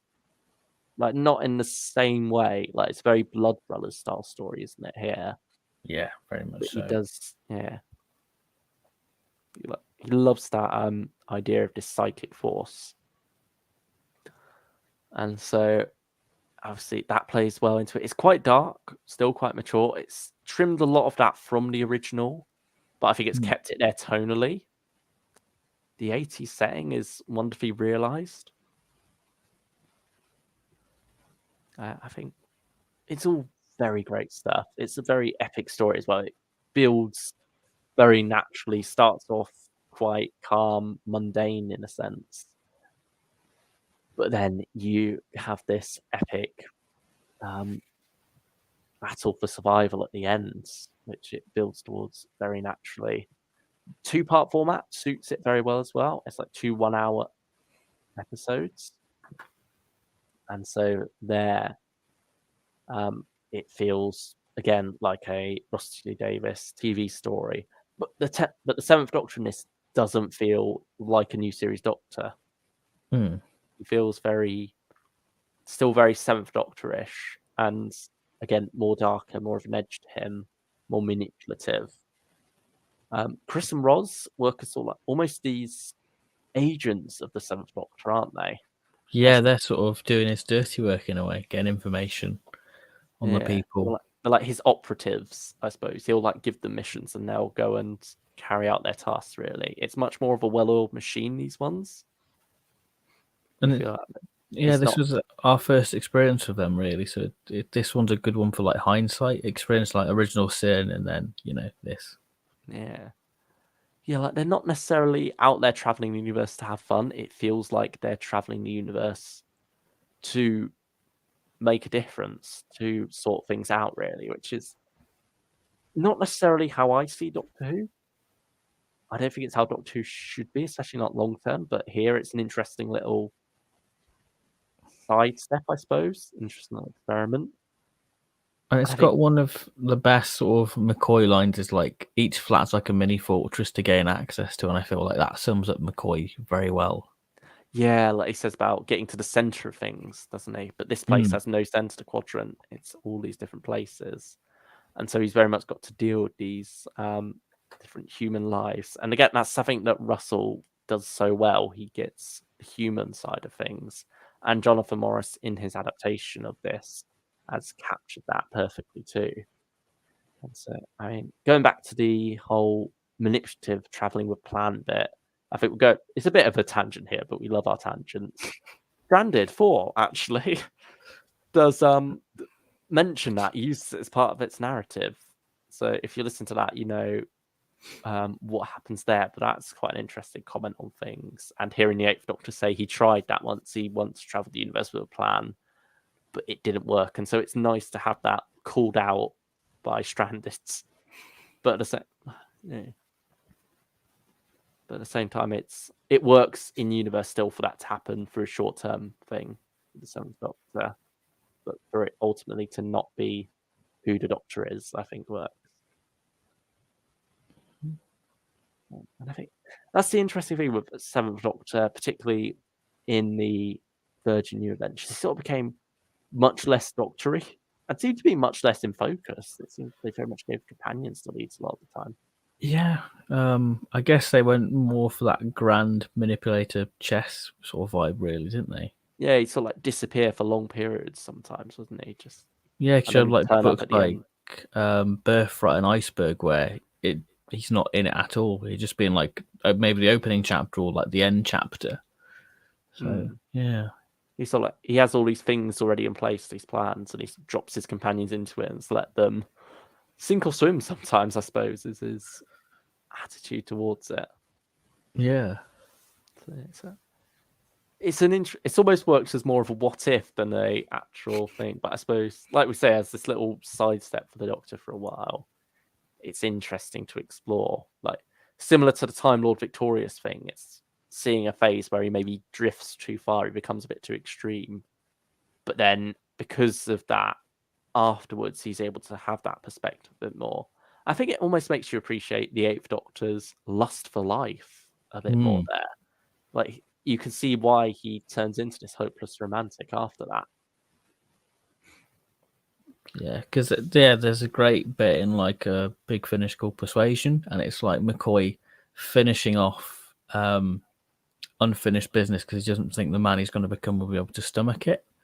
And I love TV movie McCoy because he sort of battled all these gods, and he's just fed up of life at this point. You know, I think there's a great character within sort of late Seventh Doctor. I think, but it's sort of this withering old man. I like it really. So, Damaged Goods. What do you think of the story? I think this is the joy of doing these streams and what have you, is that you get to revisit these things, and I'm glad that we revisited Damaged Goods. You know, you can check out our forethought on the Russell Davis one. But yeah, you can see that Russell is right there. The kitchen sink drama of it, the Kappa, great sound design, great performance. Yeah, really interesting. I love the idea of the Kappa's like jaw, how it just drops and closes again when he speaks, rather than him speaking normally. It's like the 10th Planet Cybermen, isn't it? But a bit more creepy imagining it from this zombie, pretty much. There's a theme here, isn't there? This is they're like another zombies. story with a reanimated corpse. Yeah, I mean that's another book they didn't do. I think it's Heart of Darkness. I think that's another zombie story. But yeah, I really enjoyed this one. I think that it's bleak on an emotional level. I would say. It's got a bit more hope to it than the novel probably did. Yeah, because you've got somebody like being burnt alive in the novel, but that doesn't happen in the audio. No, I mean you sort of have a bit similar to that where a flat is firebombed, but yeah, no one dies, thankfully. Yeah, nobody was injured. No, or at least, well, no one dies in the actual. You don't hear anyone dying to it. Yeah, it's like an off-screen death, as off-screen as you can get when it comes to audio. Off ear. Off soundscape. But yeah, this is another good one actually. I think that this is near the top for me. Yeah. I mean, I'd want to go highest tier for this one. I want to say all-consuming quality, but I'll give you highest tier. I would. It's not as good as Well Mannered War, but I'd say it's on a very close level to it. Yeah, I think that it deserves it because it's Russell. We love our Russell here. Yeah, we got keeping it up in our good books. Oh Keep yeah, us in for his sure. good books. I mean, we can't Yeah. go ranking him too low here. No, definitely not. Yeah, it's just fascinating to go back and see like how he originally thought when it came to Doctor Who, and sort of see the genesis of a lot of things that are yet to come. The Tylers as well. Yeah, again. Also, brilliant music in this and sound design. Yeah. So, yeah, and now this is all like the first. That's the end of the first phase of novel adaptations, isn't it? This is all at a time when it wasn't necessarily arranged as such. They didn't go out looking for novels to adapt. So almost more the novels came to them in a sense. Whereas What? now we sort of shift into the next phase where they announce these all together almost. Yeah, you Like could bundle one, them, couldn't you? yeah, for like 50 quid as well. It was a good deal. Yeah, don't get that nowadays. No, 50 We quid had it for good. We had it 11 good. discs. Yeah. And so this is when you could sort of see they were looking deliberately for novels to continue adapting to keep this range going.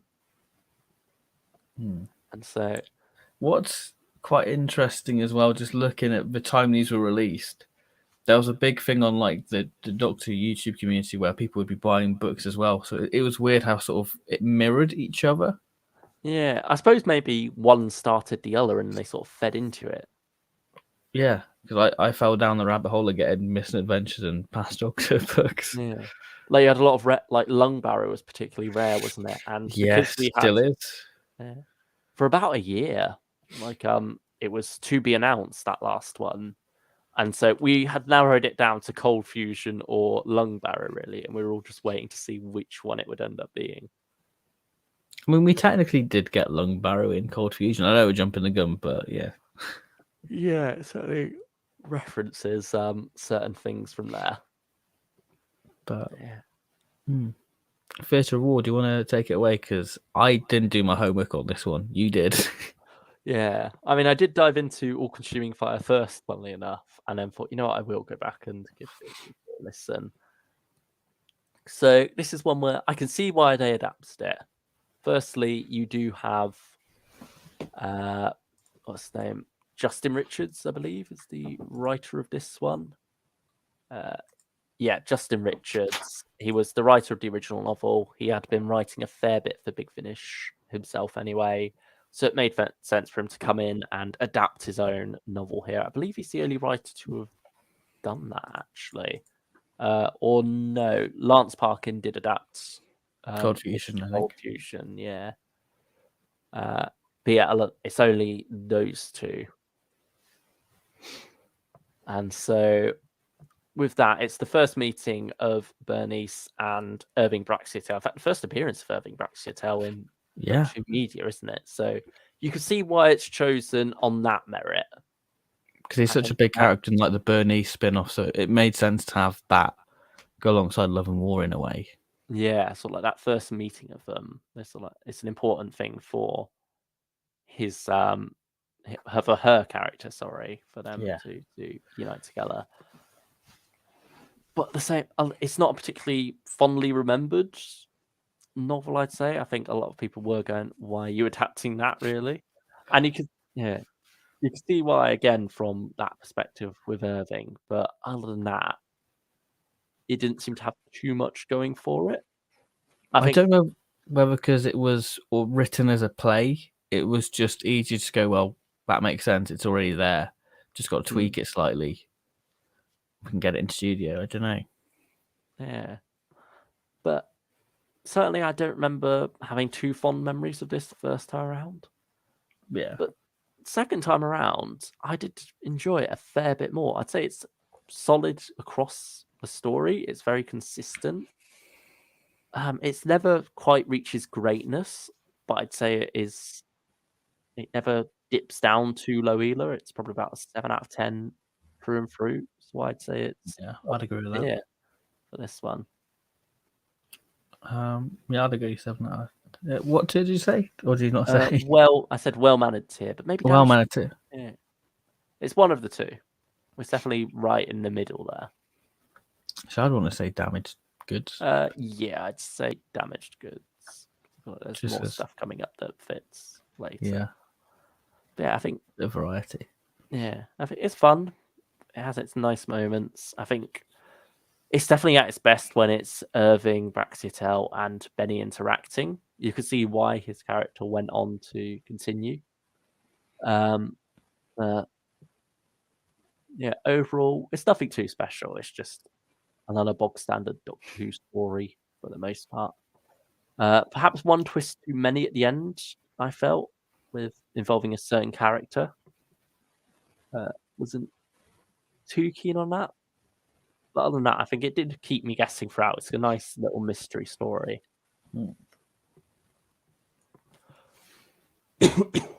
Sorry. That's all right. And then we come to the second one of this. Like, there's almost a pair of them, isn't there? These both came out December 2015, and they're both back to back in the novels as well in terms of continuity. All Consuming Fire, and there's even a reference to Theatre of War in All Consuming Fire, with mud from Manaxus being on the Seventh Doctor's boots as Sherlock Holmes tries to analyze the Doctor, find out where he's been, but you can't quite get a read on him. And yes, you heard that right. Sherlock Holmes, not a fictional well, he is a fictional character, but he's not a fictional character within a fictional world. He is a real character within this fictional world of Doctor Who here for All Consuming Fire. And it is very much written as a Sherlock Holmes story to begin with. Watson's little diary entries, isn't it? Yeah, it's told from his point of view for the most part, with a couple of interludes from Benny where he allows her to share her experience of things.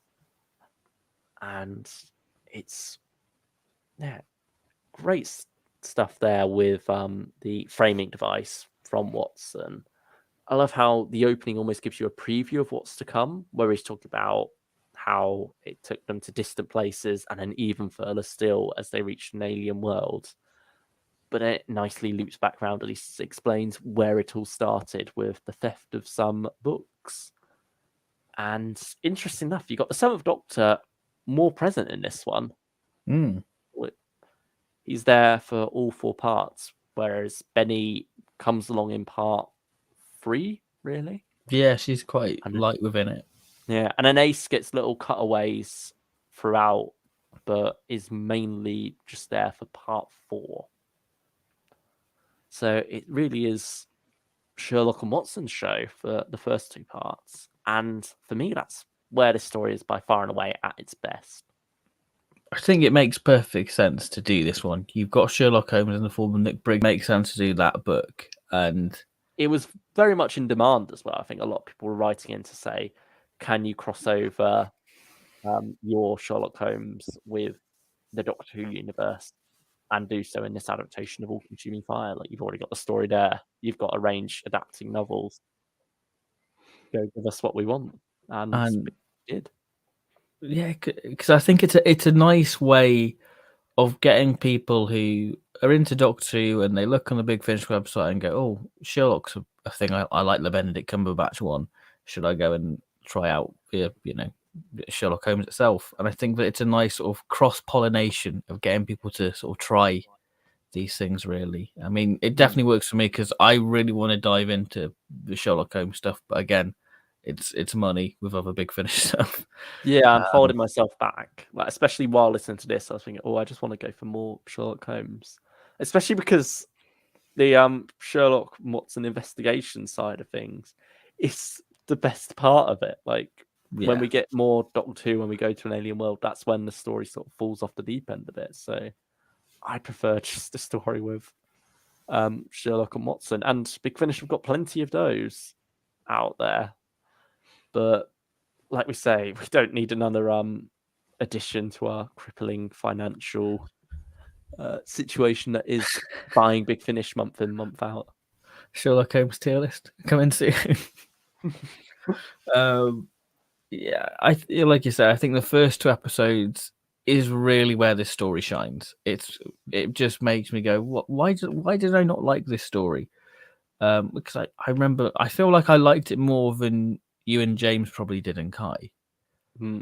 But then I remember why the story kind of dipped, and part 3 is when it sort of goes a bit Lovecraftian with like these creatures and all that sort of stuff, and it Yeah. loses it for me, really. Goes a bit Temple of Doom as well. Yeah, very much so. I think it's working all right at first. I think it's nice how Benny is introduced. There's a wonderful line from the Seventh Doctor again where he's saying about... Oh, no, it's Benny, sorry, who says that Earth in the 19th century is the most alien place she knows, which is fascinating to think about because she's having to dress as a man here because they won't accept a woman being an archaeologist. And I think the Seventh Doctor does have a good line in response to that. I think he says it's like he's particularly fond of this era because it shows humanity at its best, but also at its worst. Which, yeah, it's fascinating stuff. I love those little slower moments in stories like this. But yeah, it does sort of start to fall apart a bit. Probably about halfway during part 3, and then part 4 is where it just really... I struggle to enjoy it. Mm. And I think, yeah, in that, I'm not sure whether it is better than Theatre of War or not, because at least Theatre of War is consistent across the board. Like, it stays enjoyable throughout. All Consuming Fire is brilliant. It's like 10 out of 10, or not, maybe 9 out of 10 in those first 2 parts. But then it like drops to about 7 or a 6, and then about a 3 or a 4 in the final part. So I'm not sure what's better or what's worse there. Is it better to be consistently okay across the board, or to have some really strong moments, also some really poor moments? And when it's the really poor moments are towards the end, they're the moments that stick with you more. That's the taste you have in your mouth. I think it does wrap up quite nicely, though. Like that final little 3 minutes after the climax are well done enough. But yeah, I don't know. I can't. I feel like I want to rank this story higher, but I know it doesn't deserve it because of how things play out. So I think it's either Well Mannered Tier or Damaged Goods. I feel like Damaged Goods is more fitting for this one, but it feels wrong because those first 2 parts are so good. For me, I just want to go All Consuming Quality because I just really enjoy. Like, I know it dips, but I don't think it dips as much as it did for you. For me, No. I just had a lot of fun with it, really. And I think, like I say, it's good sort of cross pollination. No, that's better. Should we go Well Mannered Tier then? Let's meet. We'll meet in the middle. We'll meet in the middle. Yeah, that's a fair placing for it. And now we move along to a standalone one. This one came out on its own in April 2016, didn't it? But this was an interesting one because it came out. I think it was And You Will Obey Me. Then it was the Paradox Planet or the Legacy of Death or something like that. And then it was Nightshade. So it was a big old week for getting your big finish. Yeah. They liked those big weeks from time to time, didn't they? Yeah, I kind of missed it, to be fair. I mean, I suppose we got similar recently with Outlaws and Doctor of War in the same week. Again in April. Yeah, that is true. I mean, I suppose you kind of get that when you get a box set now, really. Yeah, that is true. You don't. Yeah. You got it with like the Lost Stories and like the early adventure because they just drop a series because it's like 2 releases in a day. 4th Doctor Adventures, the 9, will be, what's that? 5 discs worth, same as in that week when you got Nightshades, Legacy of Death, and You Will Obey Me. So it doesn't really hit the same though, just because like you see 3 releases, don't you? But it's just a box set, so you just lump it together. yeah, but at least these are individual covers. So. That is true. That is true. And 2 of them are available separately on download. So it's technically 3 releases on the same day. Okay, all right, okay, In a way. There we go. Yeah, I know what you mean, especially because there's more variety there as well. Because it is 5th, 4th, and 7th Doctor all dropping around the same time. But yeah, I mean, Nightshade itself is a love letter to Quatermass. Yes, Just absolutely. loves that stuff, and understandably so. I love a bit of Quatermass. And so having this homage there with the character of Professor Nightshade, He's really endearing. I love him. yeah, I mean, because it's done in a very different way. It's not a homage in the sense that it's the Doctor in a Quatermass style story. It It's is, very aware. yeah, it's an actor who used to play Professor Nightshade on TV, and Nightshade is like a TV series set within this fictional world, where he's now retired. He's in a retirement home, like his heyday is long behind him. And so I think it's set during the 60s, and then the Nightshade show was meant to be early 50s, I think is what they're going for. And so while the Third Doctor and Ace have arrived here as well, I think, what's the location called? It's like something Maya, isn't it? Something, Is it Maidstone Manor? I can't remember. Where's...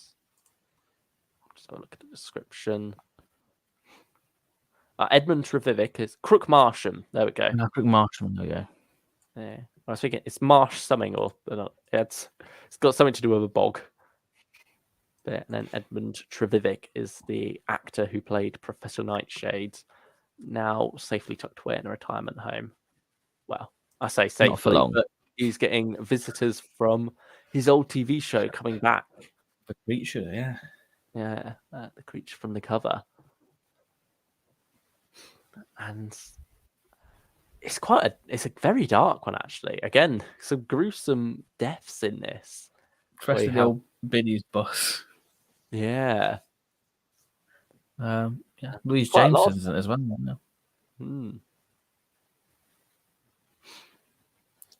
Yeah, I mean, I love the radio telescope side of things as well. I think that's quite interesting. I think the music feels very reminiscent of like the Curse of Fenric. I get sort of Curse of Fenric vibes from this story, and that's always a good thing for me. I think you can sort of imagine it's shot in a similar location, can't you? Yes, very much so. I think the grey skies and the cold winds. It's just kind of doom-ridden, but there's something that's not quite right with this sort of picturesque sort of English village. Yeah, there's very all centered around a pub as well. Yeah. So it's like a good old-fashioned Doctor Who. Yeah, you very much get the feeling like the world is holding its breath in the start of this story, and then things very quickly spiral out of control as the deaths start mounting up. And then I'm not sure about the resolution of this one. It sort of trails off a bit towards the end for me. I think for me, part 2 is the weakest. I think part 1 is some real solid bits of Doctor Who. Brilliant. Really creepy stuff. And some good character work as well. I'm not too fond of Ace falling in love immediately with Samu Barnett's character. I can't quite... Yeah, I don't believe that relationship. I kind of believe the one what's sort of set up in Love and War more. Yeah, I think it's also the fact that it happens so... I mean, the fact that those are back-to-back doesn't help either. Yeah. But I think it happens always far too often where Ace falls in love with almost the same type of guy each time. Like, Hex Damn Ace. The same mold. Yeah. It's the more... I suppose less butch men in that sense. Like the more sensitive men, like us Doctor Who fans. Like we're no alpha males here. Come on, Ace. But yeah, she does very much seem to constantly fall for the same type of guy. It becomes a bit of a tiring plot point sometimes, because it can never really work out. Well, I think going down this route again, just for... I think this story plays a bit better than it probably does in Love and War, because you have McCoy ready to retire and settle down, and I think that's a really interesting thing to play around with the Doctor. Why wouldn't he just stop and go, I've had enough now? Yeah, I think McCoy does such a brilliant job within it. It's like, yeah, this is some good McCoy. yeah, it's a fascinating concept for this story to play with, especially mirrored opposite Edmund Terrific, who is now retired, who did used to fight monsters, albeit fictional ones, in a TV series. And so that, I think, quite suits it. But he's missing it. He doesn't want to retire. He didn't want. He was sort of more forced into it because of his age, whereas the Doctor here has that choice. And so it's then quite heartbreaking for Ace to be thinking about, oh, what will I do if he does go into retirement? Then she finds someone who she might be happy to live with, and then the Doctor, after all that, is like, actually, I don't want to. Come on, Ace, we've got work to do. She's like, Yeah. but what's about this boy? Leave him. That's a girl I want. But oh damn. Yeah. 90 Shades of Belter. I think it's a Belter of a one. You've got the weird inclusion of Susan. Yeah, I don't know why they put her on the well, she's not on the cover, but Carol Ann Ford's name is on the cover. She's in the trailer. I think that would have worked better as a surprise, because you sort of you're expecting much more from her than you get. You just get all what she has in the trailer, to be honest. Yeah, that's pretty much it. Because it's not actually Susan, it's just an echo, and I think it's okay to say that because you're not getting your hopes up then. It's a spoiler, but it's a spoiler for your own good in a sense. It's out. It's been out for what, 5-6 years now. Yeah, or I think nearly 30 if you. All right. Okay. Okay. All right. You got me there. But yeah, Yeah. I know where you come from. Yeah, I suppose that's the funny thing with novels. They can flash back a lot more easier to other Doctors, and it doesn't feel like cheating. Whereas with audio or TV, you can't quite get away with that as much. Yeah. And so they have to find ways around it. But yeah, she fits it thematically though, being here. Yeah, she's sort of like mentioned towards the start as well, isn't she? When they're having like their quiet chat in the pub.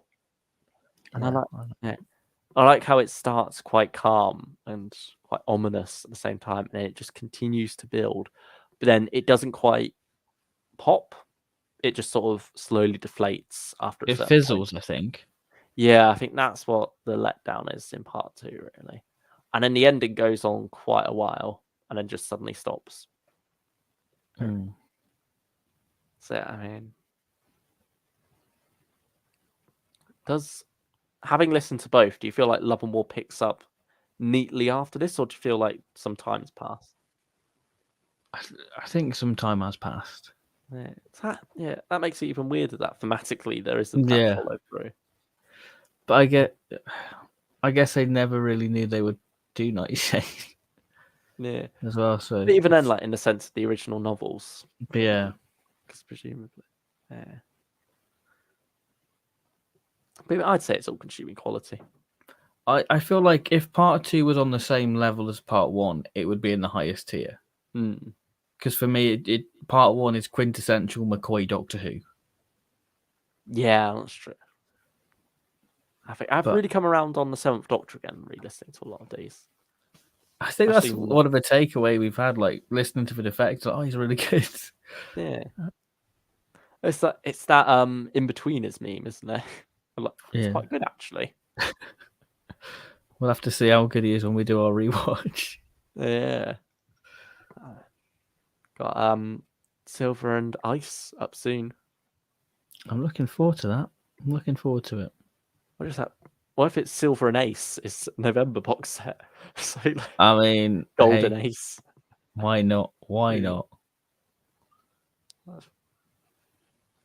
They've probably got some interesting plans there. But yeah, I think all consumer quality is a fair placing for Nightshade. Now, Original Sin. I think this is mostly me taking away this one because you didn't quite get around to re-listening to it. Yeah.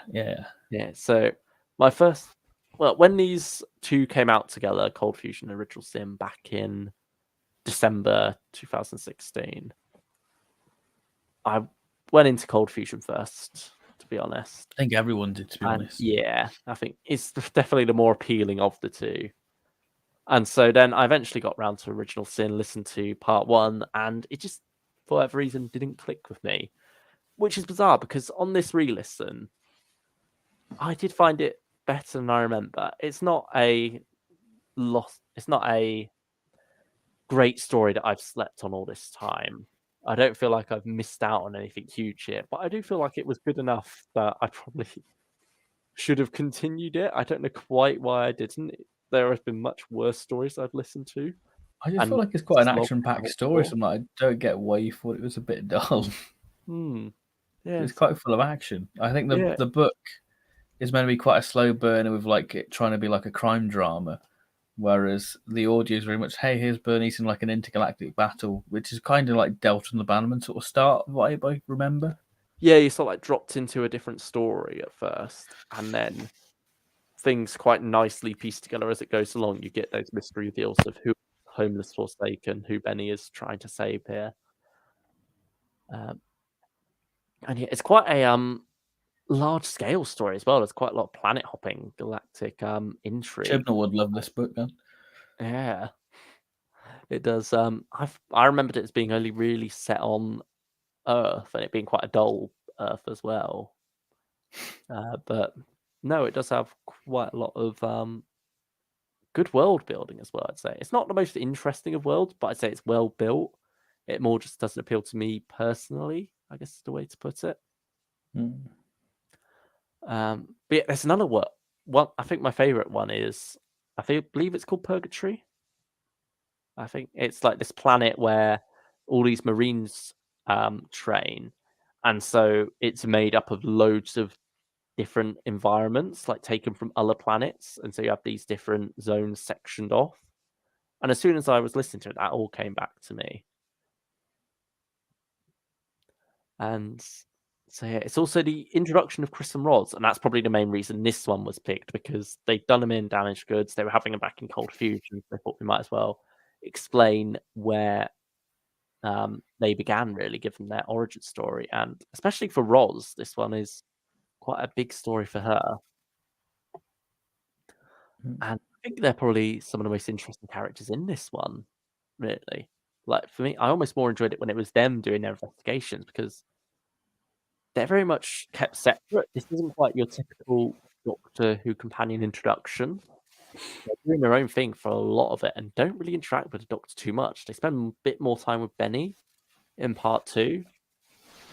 And so, yeah, it's almost like they have their own story going on here.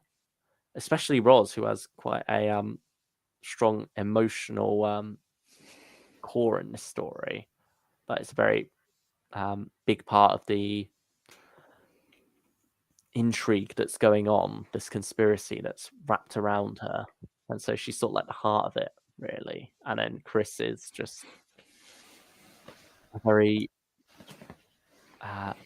great character to have alongside her. She's much more jaded here, whereas he's fresh-faced from the academy and is ready to challenge the status quo a bit more. He's not as accepting of things, and that gives Roz the push she needs to find herself again. And yeah, and then when they do join the TARDIS at the end, it is very much safe right until the end. And the Doctor even says about how you're quite resourceful people. Why don't you come along with me? Or words to that effect. So it's interesting there, like we were saying earlier with Damaged Goods, how they are almost more his operatives, really. You could see here how this plays out, where they're not. It's almost more like they're getting hired for a job than they are being invited to travel for the fun of it and see the universe. It's like they've very much got work to do, as the Seventh Doctor says. He planned it all, you see. He's a chess player. Yeah. He knows what he's doing, McCoy. Bernice in this one feels a bit redundant in a way. I don't like. Lisa Bowerman is giving a brilliant performance here. She's got some nice moments with the HIF, I'd say. But at the same time, when Chris and Roz have come along, you can see why she didn't stay much longer in the novels. Because, like we say, with this well-knit team of these operatives and the Doctor, Benny doesn't quite fit in with them anymore. It feels like I forget Bernice is in Original Sin. Yeah, same. She's sort of like there alongside the Seventh Doctor to just sort of fill the traditional companion role. And that's not to say she'd run out of steam, because obviously she goes on from this to have her own novels, her own stories. And you could see very much why she was chosen for that. And I think it was, I mean, it wasn't quite a decision to spin her off, was it? It was more they lost the license. And so, How can we keep it going? yeah, use the original character we got who's most popular. But I think it works in the sense that write her out from the Seventh Doctor and allow her to spread her wings on her own much more. Because here it does very much feel like she's at the end of her rope as a companion. There's more she can do solo, really. Yeah. And then Chris and Ross very much suit this era, what it's going for with the Seventh Doctor, this man with a mission. And yeah, they're great characters, very well introduced here. Again, quite a dark one. It very much centers around a lot of gruesome murders again. So all fun and games with the novel adaptations, isn't it? Oh yeah, if you like your grim stuff, then perfect place for you to dive in. Yeah. It's also got some very interesting moral questions. I love some scenes between the Seventh Doctor and this mass murderer where they discuss why murder is wrong, really, why one person's point of view is worth more than the other. And it gets quite philosophical. I loved those discussions. I love when Doctor Who can go to those places, or any form of media can go to those places and really pose a question to you. And it becomes quite nihilistic in the end, where it's like, why do we consider murder to be a bad thing? Like, because a lot of the times it comes down to this point of view of taking life is always wrong, like life inherently has value. But then you challenge that by why, you keep asking that why. And ultimately what it comes down to is perhaps we want murder to be illegal because we ourselves don't particularly want to be murdered. Which, yeah, it's fascinating, that discussion of why societies develop this idea quite early on. And so I really engaged with this story for that. But on the whole, it does get a bit messy towards the end as well. Like, I think I've been praising this one a fair bit because I do like quite a few moments of it. But it's nothing amazing at the same time. It is just solidly enough written. It gets a bit confusing towards the end in the climax. It feels like things go off in their own different directions. The villain of this, I'm not sure. I mean, spoilers if you don't know, but pretty much Tobias Thorne is back as the villain of this, and that's the main reason people know this one, I'd say. It is known as the one that brings back Tobias Thorne randomly from the invasion. But yeah, I mean, do you want to take it away with him in this story? I feel like you've got a couple of things to say about that. I just think it's a missed opportunity, to be honest. And I think it's one of those cases, if it was done now, they probably would have gone to say, yeah, it's Vaughan. Like, the dialogue suggests it. There's references to Cybermen and the invasion then. Like, So they all but say it, really. It's just missing the name drop. Other than that, is 100% Tobias Thorne. Brilliant performance throughout by Philip Voss. He very much gets the same rhythm. It just sort of chickens out, really. I'm like, damn. But again, I think when this came out, what was it, 2016, recast was very much in their infancy, and there is still that backlash with recast now. So God help them if they did go to Tobias Thorne's in it. I think that would sell more if they did. Yeah, like, it was very much on the cusp of it, wasn't it? Whereas now we get things like Birok casually recast all the time. Yeah, nobody bats an island because it's Birok. Yeah. Yeah, I think. But Tobias Thorne, no. It's an interesting choice, but I don't. Just even then, even the character's role in the story, I don't think he needed to be Tobias Thorne. Like, it could have just been any old villain, really. Like, as much as I enjoyed the performance, as a big fan of the invasion, I just didn't really see the appeal, especially because it's such a different era, almost antithetical to the 60s era, what that was going for. This feels very different from that. So it feels like just a bizarre bit of fan wank, really. Part of me feels like the Cybermen should have been in it, but that's again not in the book. But yeah, would have been nice. I don't really see where they would have fit in, though. But I just, you can't have Tobias all outside. Yeah, that's the thing. Like, if you want to have him in something that's like a sequel to the Invasion, you've got to go a bit more invasion-y, I suppose. Yeah. This sort of like treats him as a recurring character who's been around for a while. The not big bad. This is his parents' appearance since. Yeah.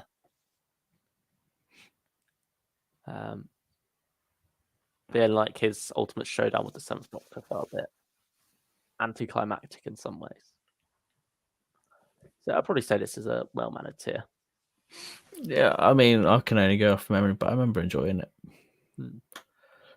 Yeah, I will say it very much got me in the mood to re-listen to the Seventh Doctor New Adventures box set. That's a great box set. Yeah, like this. People need to stop sleeping on that one because that's a real good one. Yeah, I hope we get another one. I hope so. I mean, we've been waiting nearly 5 years. So 4 years, 5 years. Yeah, I think 2018, wasn't it? Yeah, because it has the new logo. Jodie Whittaker logo. Yeah. Damn. And now we've come to the end here with, like we say, this one was built up for a while. It was announced as this to be announced release. That doesn't really make sense, but you know what I'm going for. Yeah. And so we're speculating, is it going to be Lungbar or is it going to be Cold Fusion? Because we knew it was going to be 3 discs long, so it's going to be quite a chunky story. There's only really a couple of options as to what that can be. And I think we almost had like different clubs, didn't we? It was like people were in either the Lungbarrow camp or the Cold Fusion camp. Which was it going to be? And ultimately it ended up being Cold Fusion. And we got the 5th Doctor crossing paths with the 7th. But it's not your typical multi-Doctor story, is it? Though they don't unite at the end, really, and so it's more about the companions crossing over. What you mean, Bruce Javanka? Yep, that's the one. That's the one.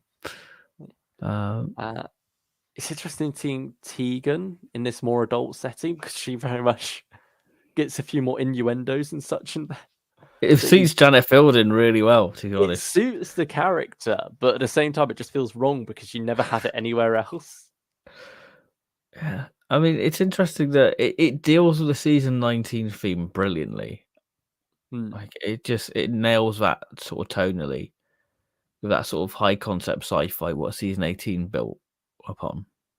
Yeah, I love the concepts behind this, what's going on with the ghost machine, as it's called, how that's affecting space-time, how all these things are appearing. It's quite this epic story as well in terms of scale, where you do have this entire planet. There's a lot of traveling across the planet. You have this fleet in orbit coming to them and such. It's right. I think part 1 when they're going to like the bar sort of thing, that sort of saloon, it sort of give me like episode 1 Mando vibe when he's getting the mithril.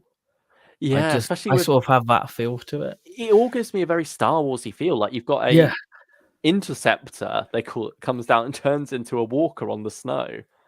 Like you can very much see it's going for that Empire Strikes Back vibe throughout a lot of this.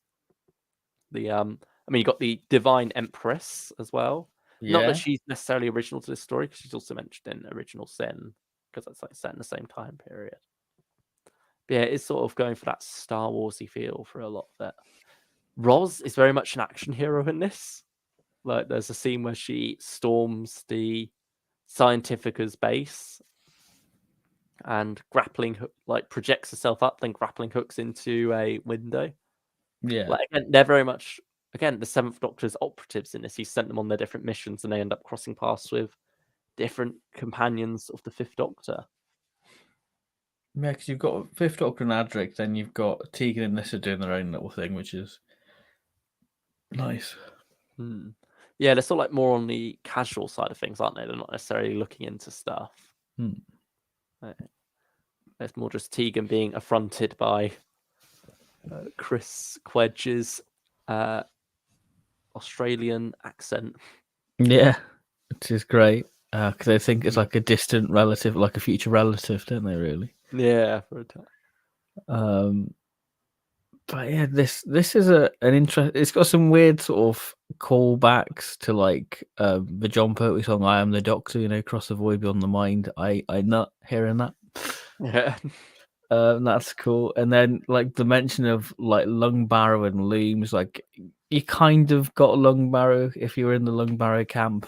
But it's just so bizarre having the Fifth Doctor say that, and yeah, It feels it's even weirder now having all these big, weird, obscure continuity drops, especially with this idea of the other being very strongly hinted at here.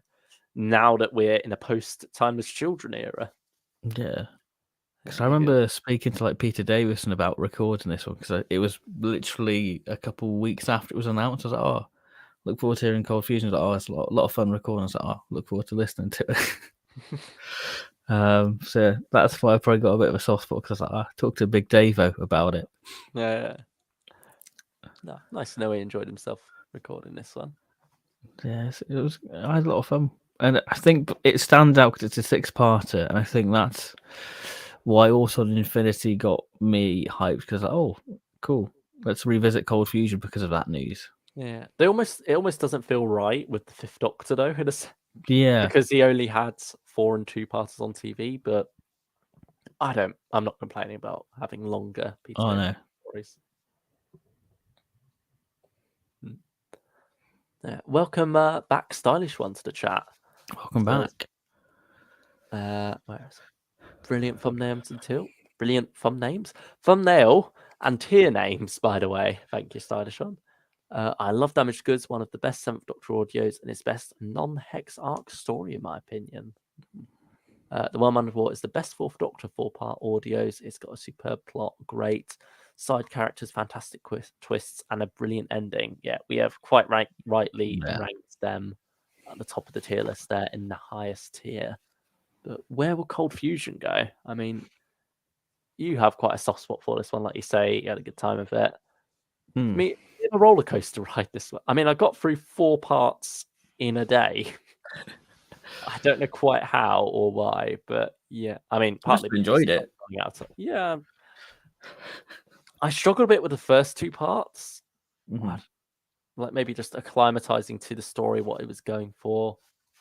I did start to very much enjoy it in part 3 and 4. Like that's when the scale of it really comes into play, and there's a lot more stuff to enjoy. And then part 5 was still just as good, and then part 6 sort of goes on a bit, I'd say. Like you said, it almost doesn't really have a villain or a climax, in a sense. Yeah, I see that. And yeah, and sort of like characters still going off on their own different threads. Like it doesn't all quite come together as neatly as it may have wanted to. There's a random terrorist attack almost going on that doesn't quite sort of comes out of nowhere. I think it might have worked a bit better in the novel where the character's a bit more set up.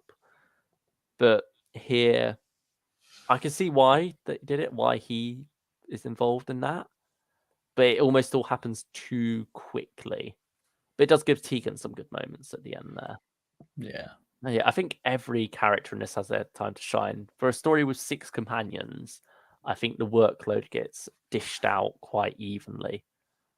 And it's just interesting having a Seventh Doctor-ish story where he can stay out of it a bit and be that manipulative figure, but it still feels like Doctor Who because you've got the Fifth Doctor being the one manipulated in some ways. Like he's very much following his future self's plan for him, whether he wants to or not. And there's even an interesting line where he says, I'm following this trap because I want to meet this man because he is dangerous and must be stopped.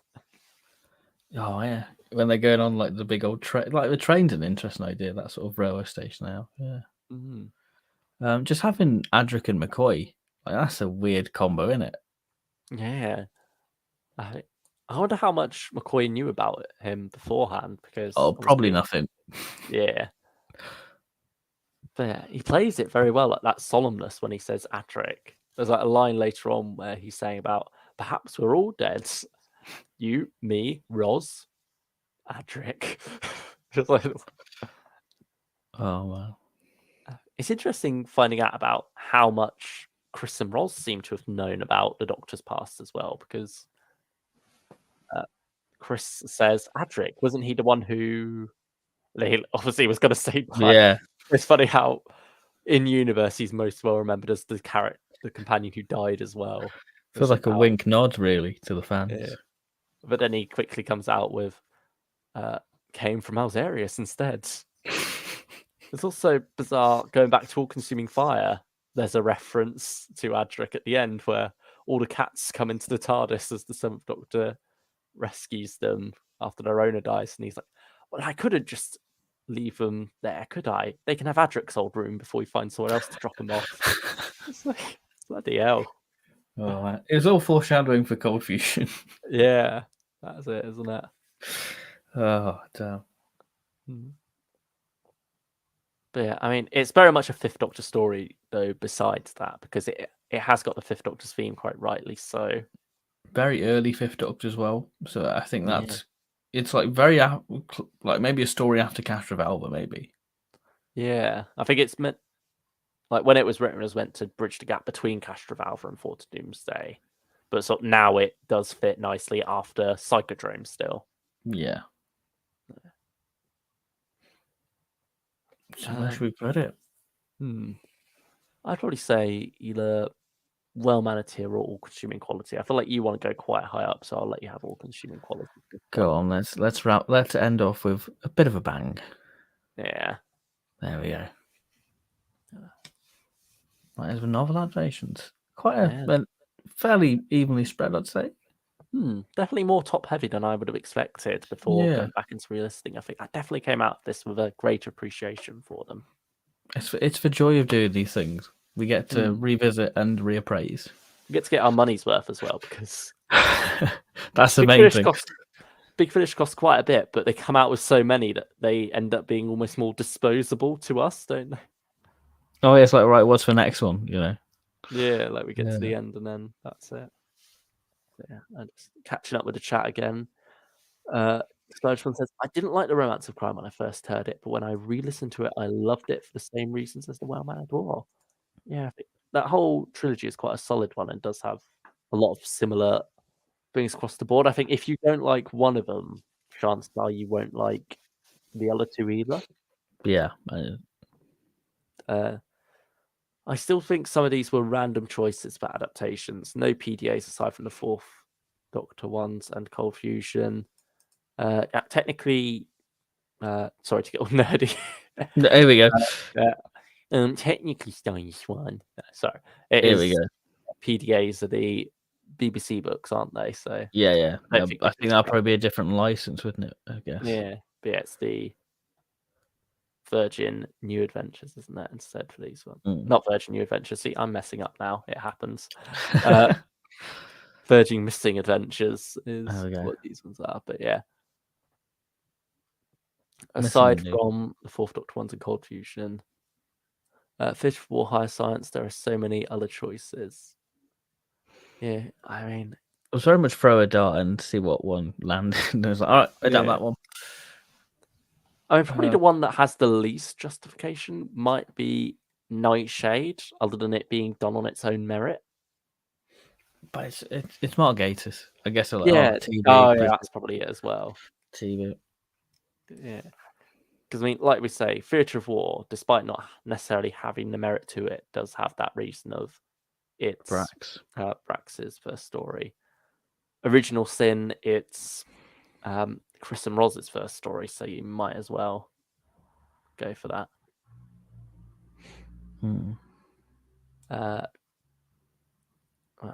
English Way novel is way better. The audio is average at best. Yeah, you were thinking about that as well, weren't you? Yeah, because I think down to the balance of characters. I think it was voted the best of, like, I don't know if it was like 1997 when it came out. I could be completely wrong, but I know it was the best of its year.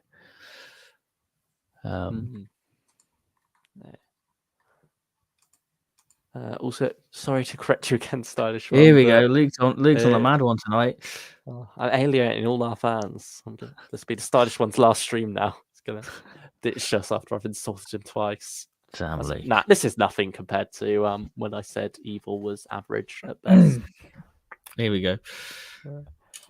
But Lance Parking adapted Cold Fusion. So there's two of them. But yeah, all the others were different writers coming in. Okay. So Stylish One asks, actually, I'm going to scroll up first because there's another. Go on. Standard edition novel adaptations cover, also favourite limited edition cover. So there were some solid covers throughout, I'd say. Original Sin and Higher Science are my least favourite. They're at the bottom of covers. But yeah, other than that, I'd say they're all really good. Perhaps Well-Mannered War is the best. Yeah, I'd agree with that one. Individual, and I think out of the two limited editions, the first one is better. Because it's an actual set of stories instead of like a random mishmash. Yeah. Yeah, it feels more tonally there. Even though Volume 2 is the better set. They're thrown together. It's also weird that Damaged Goods is listed first on the Volume 2, despite it being number 6 and Well-Mannered War being number 5. I suppose it's because, again, it's Russell T Davies. That's the main selling point, but still. Well, let's be real. It's the first one you're probably going to listen to on the box set. Well, I did anyway. I mean, I got them. I got Well-Mannered War standard edition April when it first came out. Didn't get around to Damaged Goods until August, I don't think, is when I bought that one. Damn. So there you go.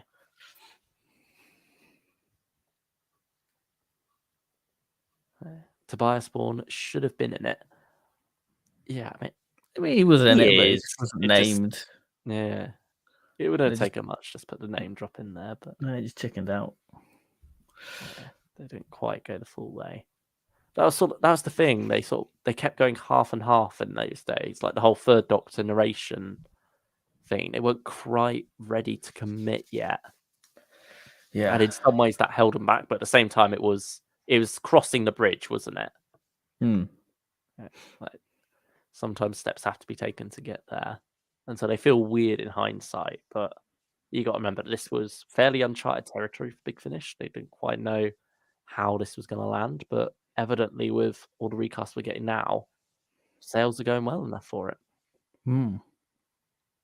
Absolutely, yeah. Different time, different place. Yeah. So I suppose while we were on the topic of like poor choices, perhaps being the reason the range died off in the end, Slide from us, if you were in charge of bringing back this range and had to adapt 3 PDAs, 3 VNAs, 3 EDAs, and 3 new series novels, which would you choose? I mean, I feel like we kind of answered one of them, Goth Opera and Blood Harvest. Yeah, so that's like 1 VNA and 1 for EDA. I'm not really well versed enough in what ones there are.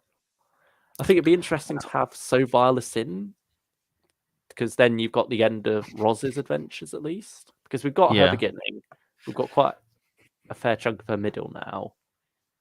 I think it feels right to have the end of that on audio. But I don't know how good that story is or how well it will work being adapted. EDAs, I guess you kind of want to do like Alien Body. I'd say, Alien Bodies would be a cool one to do. Is that the Croton one, I think? What's the Saigon one? No, you can really do that now about like yeah. Well, that'd be a perfect one to do, but it'd feel wrong recasting like that. I'd just go full out 8 Doctors and Vampire Science. So you got the first 2 books. Maybe Janicide, because it's 8th Doctor and Joe. That'd be cool. But in terms of PDAs, what do I want from PDAs? I don't know. PDAs is Deep what's Blue. The Mark Gatiss Third Doctor one? Last of a Gathering. That'll be a banger. That'll be a banger to have. Could you do Spiral Scratch? That'll be a 6th Doctor regeneration story. Yeah, so another one. Another one. What other ones are there? Maybe I mean, World Game now tie in with. Well, it wouldn't quite tie in with Beyond War Games, but it'd be like a separate what if path of it. You could do Players and World Game in a set. Bam.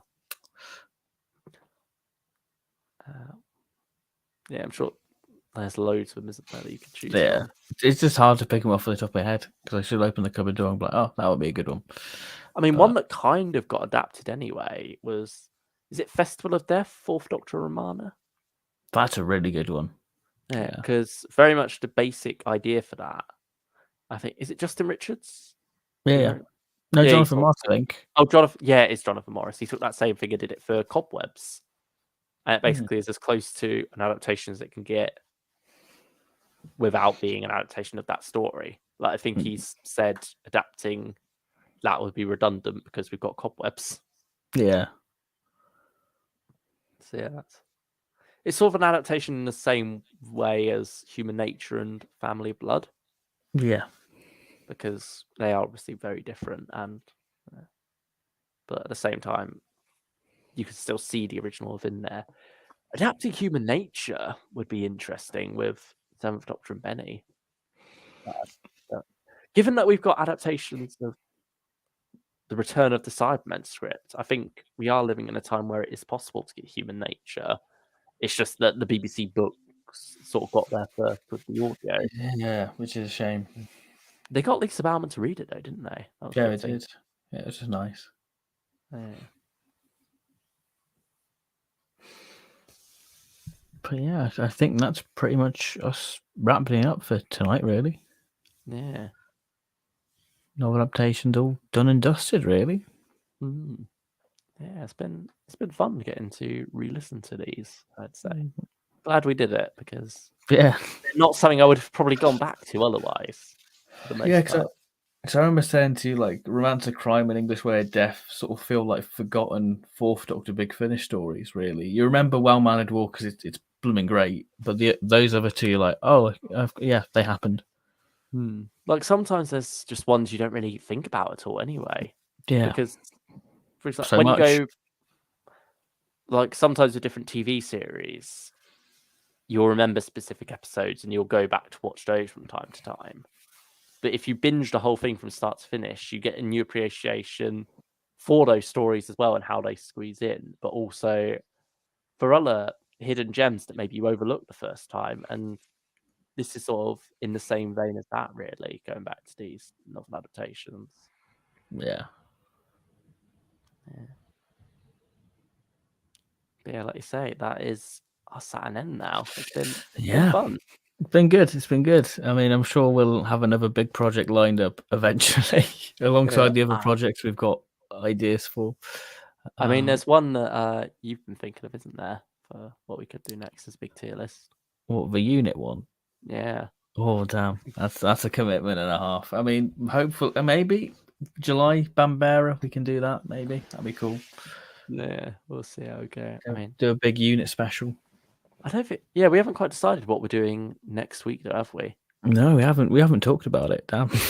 No, I think we've been so focused on getting this done at last that we haven't really thought about what's next. We got ideas for different things. We haven't got a strict schedule just yet. So, but yeah, we should be back. Same back time, same back channel. Week. Same people. Yeah. Unless we get converted. But yeah, thank you everyone for joining us, and we'll see you next time for whatever will probably be a Big Finish one, won't it? We'll probably decide to do something Big Finish orientated. Or, maybe monster TV story tier list. Yeah, we could do that. But we'll discuss that off air, and you'll find out what it is next week. Yeah, for sure. So yeah, thank you everyone for joining us, and we'll see you next time. Bye-bye. Goodbye. Farewell.